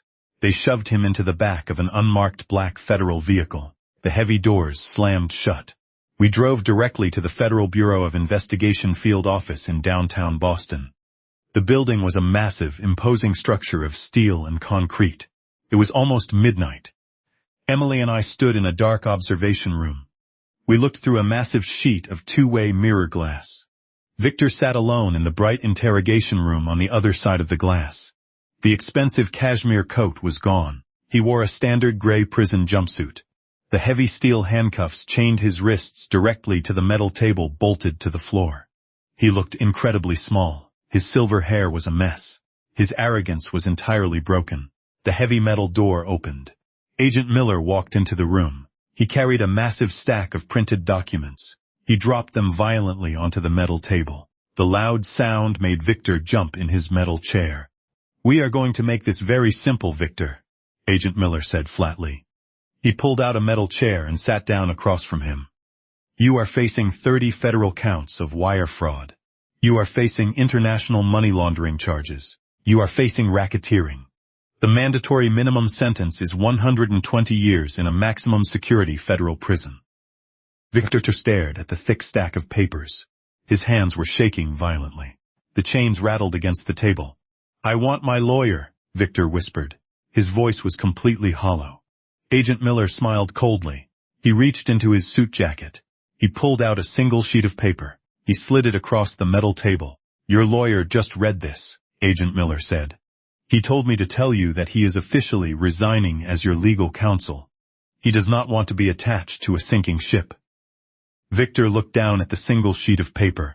It was the first page of the Karma ledger, the master file compiled by his ex-wife 10 years ago. It detailed the exact routing numbers he used to wash money for a massive drug cartel in Miami. Victor stopped breathing. His eyes went completely wide. The reality of his situation finally crushed him. He knew exactly who had given us that ledger. He knew his ex-wife had just handed him a permanent death sentence. "You are going to die in a concrete box, Victor," Agent Miller stated quietly. "Unless you give me something I do not already have. I want the names of the cartel bosses. I want the names of the corrupt city officials you bribed. I want everything." Victor swallowed hard. He looked up at the two-way mirror. He could not see me, but he knew I was watching. I stood in the dark room with my arms crossed over my chest. I felt absolutely no pity for him. "If I cooperate," Victor stammered quickly. "If I give you the cartel names, if I give you the entire network, what do I get?" "You get a solitary confinement cell instead of the general prison population," Agent Miller answered bluntly. "That is the only deal on the table. The cartel will try to kill you the second you step into a federal yard. You know that. I know that. Give me the names and I will keep you breathing." Victor closed his eyes. Tears of pure terror leaked out and ran down his wrinkled cheeks. He nodded his head rapidly. "Okay," Victor choked out. "Okay. I will give you the network. I will give you the politicians. But I want something else on the record right now. I want immunity from the attempted murder charge in Boston." Agent Miller leaned back in his metal chair. He crossed his arms. "Tell me." "I did not poison Richard Caldwell," Victor said rapidly. His voice pitched higher in desperation. "I knew about it. I admit I knew about it. But Diane planned the entire thing. She bought the heavy sedatives. She crushed the pills into his morning coffee. She forged the medical proxy signature herself. She is the mastermind behind the attempted murder." Emily stood next to me in the dark observation room. She tightened her grip on her cell phone. She stared at the man throwing her mother completely under the bus. "I am going to need hard proof of that, Victor," Agent Miller said. "Your word is entirely worthless in a federal court." "I have video," Victor blurted out. "I do not trust anyone. I certainly did not trust a cheating wife. I secretly installed hidden microcameras in the kitchen and the home office of the Caldwell mansion. The footage automatically uploads to a secure offshore cloud server. I have crystal clear video of Diane poisoning his coffee on 3 separate occasions. I have video of her practicing his signature for the power of attorney. Give me the server address and the encryption password," Agent Miller demanded. He slid a notepad and a pen across the metal table. Victor grabbed the pen with his shaking, chained hands. He scribbled a long string of letters and numbers onto the paper. He pushed it back across the table. "It is all there," Victor cried, pathetic tears. "She is a monster. She manipulated me. She used my financial connections to steal his money." I almost laughed out loud. It was the exact same lie Diane told me in the rundown diner. They were both sociopaths. They were both cowards. The moment the ship began to sink, they immediately tried to drown each other to stay afloat. Agent Miller picked up the notepad. He looked at the password. He stood up from the metal chair. "Thank you for your extreme cooperation, Victor," Agent Miller said dryly. "Welcome to federal prison." He walked out of the interrogation room. The heavy metal door slammed shut, leaving Victor completely alone with his terrifying new reality. Agent Miller walked into our dark observation room. He handed the notepad directly to Emily. "Can you access this cloud server?" Agent Miller asked her. Emily opened her encrypted laptop on a small counter in the back of the room. She typed the web address and entered the complex password. The screen loaded for 3 seconds. A massive digital library of video files appeared. She clicked on a file dated from the morning of my heart attack. The video played clearly on the screen. It showed my own marble kitchen. It showed Diane standing by the coffee machine. She reached into her pocket. She pulled out a small plastic bottle of pills. She crushed them expertly with the back of a silver spoon. She poured the white powder directly into my coffee mug and stirred it with a calm, chilling smile. Emily closed the laptop screen. She looked incredibly sick. It was one thing to know your mother was a criminal. It was entirely different to watch high-definition footage of her casually committing attempted murder. That is all the evidence we need, Agent Miller said grimly. We can upgrade her charges from conspiracy to first-degree attempted murder. Suddenly, my private investigator walked into the observation room. Thomas held his cell phone tightly in his hand. His face was entirely pale. We have a massive problem, Thomas announced sharply. I just got a ping from the county courthouse. Diane is not in her holding cell. What do you mean? I demanded. The judge denied her bail on Friday. Her lawyers filed an emergency appeal this afternoon while we were focused on Victor, Thomas explained rapidly. They argued she was a victim of extreme domestic coercion. The new judge granted a temporary release on a $2 million bond. She posted it an hour ago using hidden cash reserves we missed. She is out. She is a massive flight risk, Agent Miller barked. He pulled his federal radio from his tactical vest. Where did she go? The GPS ankle monitor shows she is currently inside the Boston mansion. Thomas checked his phone screen. But the signal is completely stationary. It has not moved an inch in 20 minutes. She cut it off. She is running, I said coldly. All available units. Agent Miller spoke rapidly into his radio. We have a fleeing suspect at the Caldwell estate. Attempted murder. Do not let her leave that property. We ran out of the FBI field office. The freezing Boston rain had turned into a heavy winter snow. We jumped into Thomas's dark blue sedan. Agent Miller followed right behind us in his black SUV. We tore through the empty city streets. The siren of the federal vehicle wailed loudly into the dark night. We arrived at my massive stone mansion in less than 10 minutes. The heavy wrought iron front gates were wide open.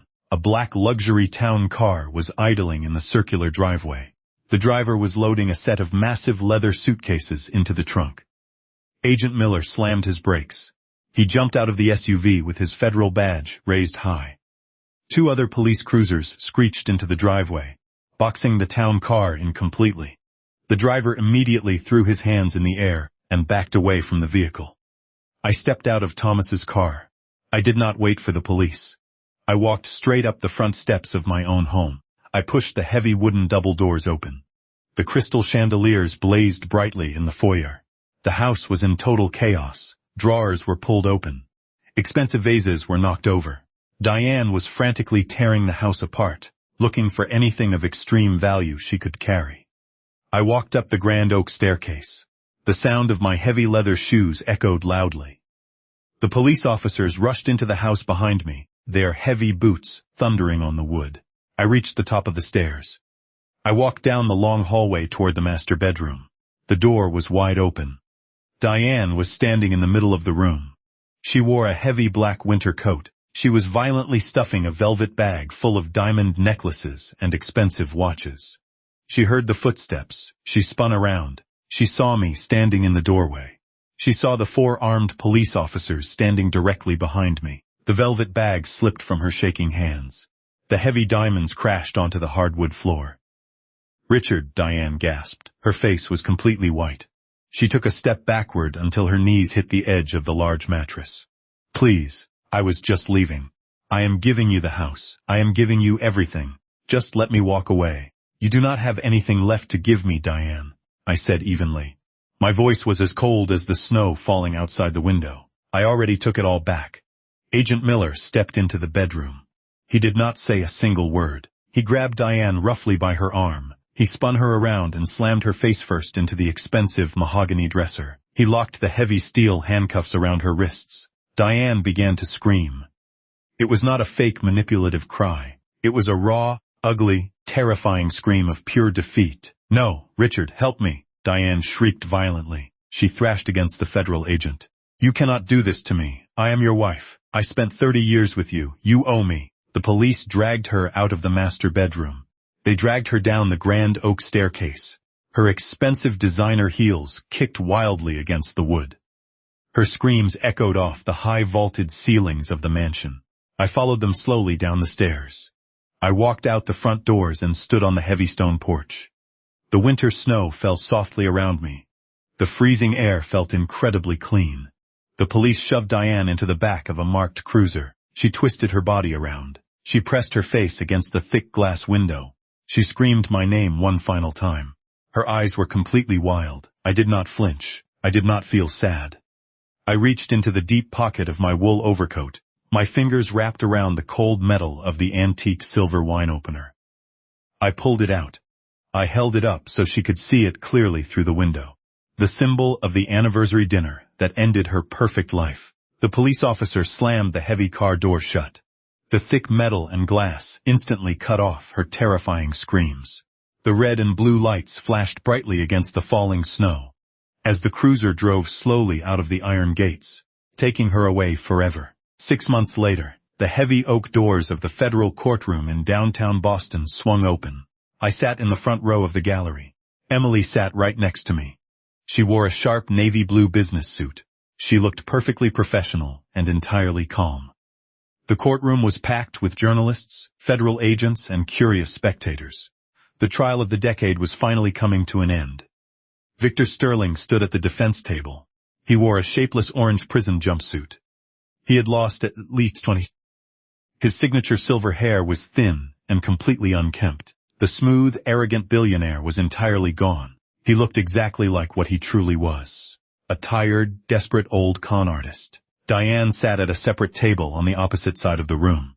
She refused to even look at him. She looked terrible. The stress of the county jail had destroyed her perfect, expensive appearance. She wore the same orange jumpsuit. She kept her head bowed, staring blankly at her chained hands resting on the wooden table. They spent the entire 6-month trial trying to destroy each other. Victor's defense team blamed Diane for the poisoning and the forged medical proxy. Diane's lawyers blamed Victor for extreme psychological manipulation and the international financial theft. They screamed at each other in open court. They leaked terrible secrets about their affair to the press. It was pathetic. It was a perfect display of exactly what happens when two deeply greedy people finally run out of options. The federal judge, a stern woman with sharp eyes, struck her wooden gavel against the sounding block. The loud crack echoed through the massive room. Total silence fell over the gallery. "Victor Sterling," the judge announced. Her voice was completely devoid of sympathy. "You have been found guilty of 30 counts of wire fraud, international money laundering, and federal racketeering. Your actions show a complete disregard for the law and the lives of your victims. I sentence you to 40 years in a maximum security federal penitentiary without the possibility of early parole." Victor collapsed into his wooden chair. He buried his face in his shaking hands.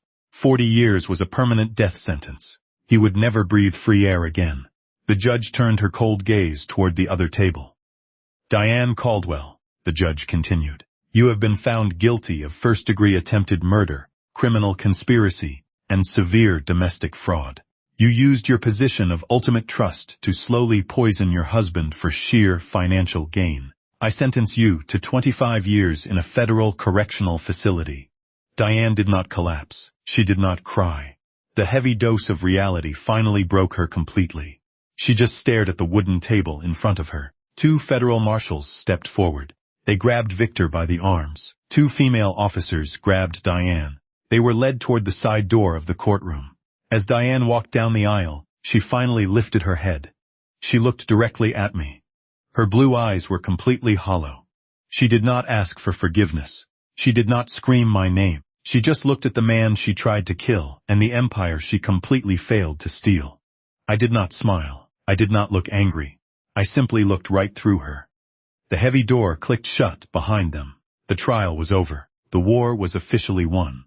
Emily and I walked out of the federal courthouse. The warm May sun was shining brightly over the city of Boston. The freezing winter was a distant memory. The air smelled like fresh blooming flowers and salt water from the harbor. "How do you feel, Dad?" Emily asked. She adjusted her sunglasses.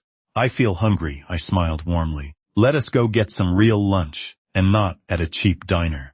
We walked down the busy street together. Over the past 6 months we completely rebuilt my life. The federal government successfully recovered every single dollar from the Cyprus Fund.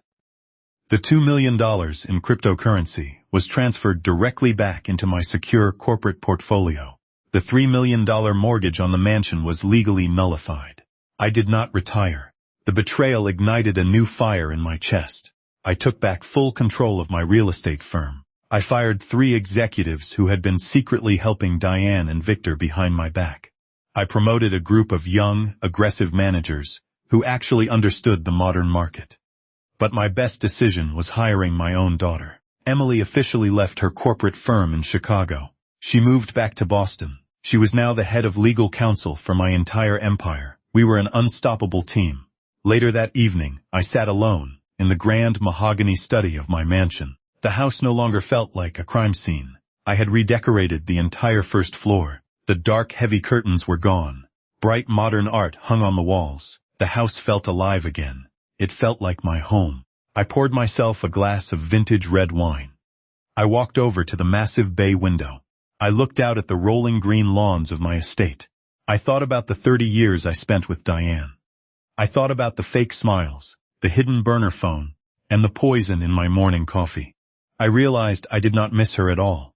The woman I married did not actually exist. She was just a mask. When the mask finally fell off, there was nothing left to love. The heavy wooden doors of the study opened. Emily walked in. She was carrying a massive stack of new commercial property contracts. She dropped them onto my desk with a heavy thud. The final zoning permits for the downtown high-rise just cleared, Emily announced cheerfully. She sat down in the leather chair across from my desk. We break ground on Tuesday. Excellent work, Emily, I said. I walked over and sat behind my desk. I set my wine glass down. I also checked the offshore accounts one last time, Emily added. Her dark eyes sparkled with amusement. Victor's remaining shell companies have been entirely seized by the federal government. His network is completely erased. Good, I nodded. I reached into the top drawer of my desk. I pulled out a small object and set it gently on top of the new real estate contracts. It was the antique silver wine opener. Emily looked at it. She smiled softly. She knew exactly what it meant to me. It was the tool I used to crack open the darkest lie of my entire life. It was a reminder that no matter how comfortable you get, you must always be ready to fight for what you built.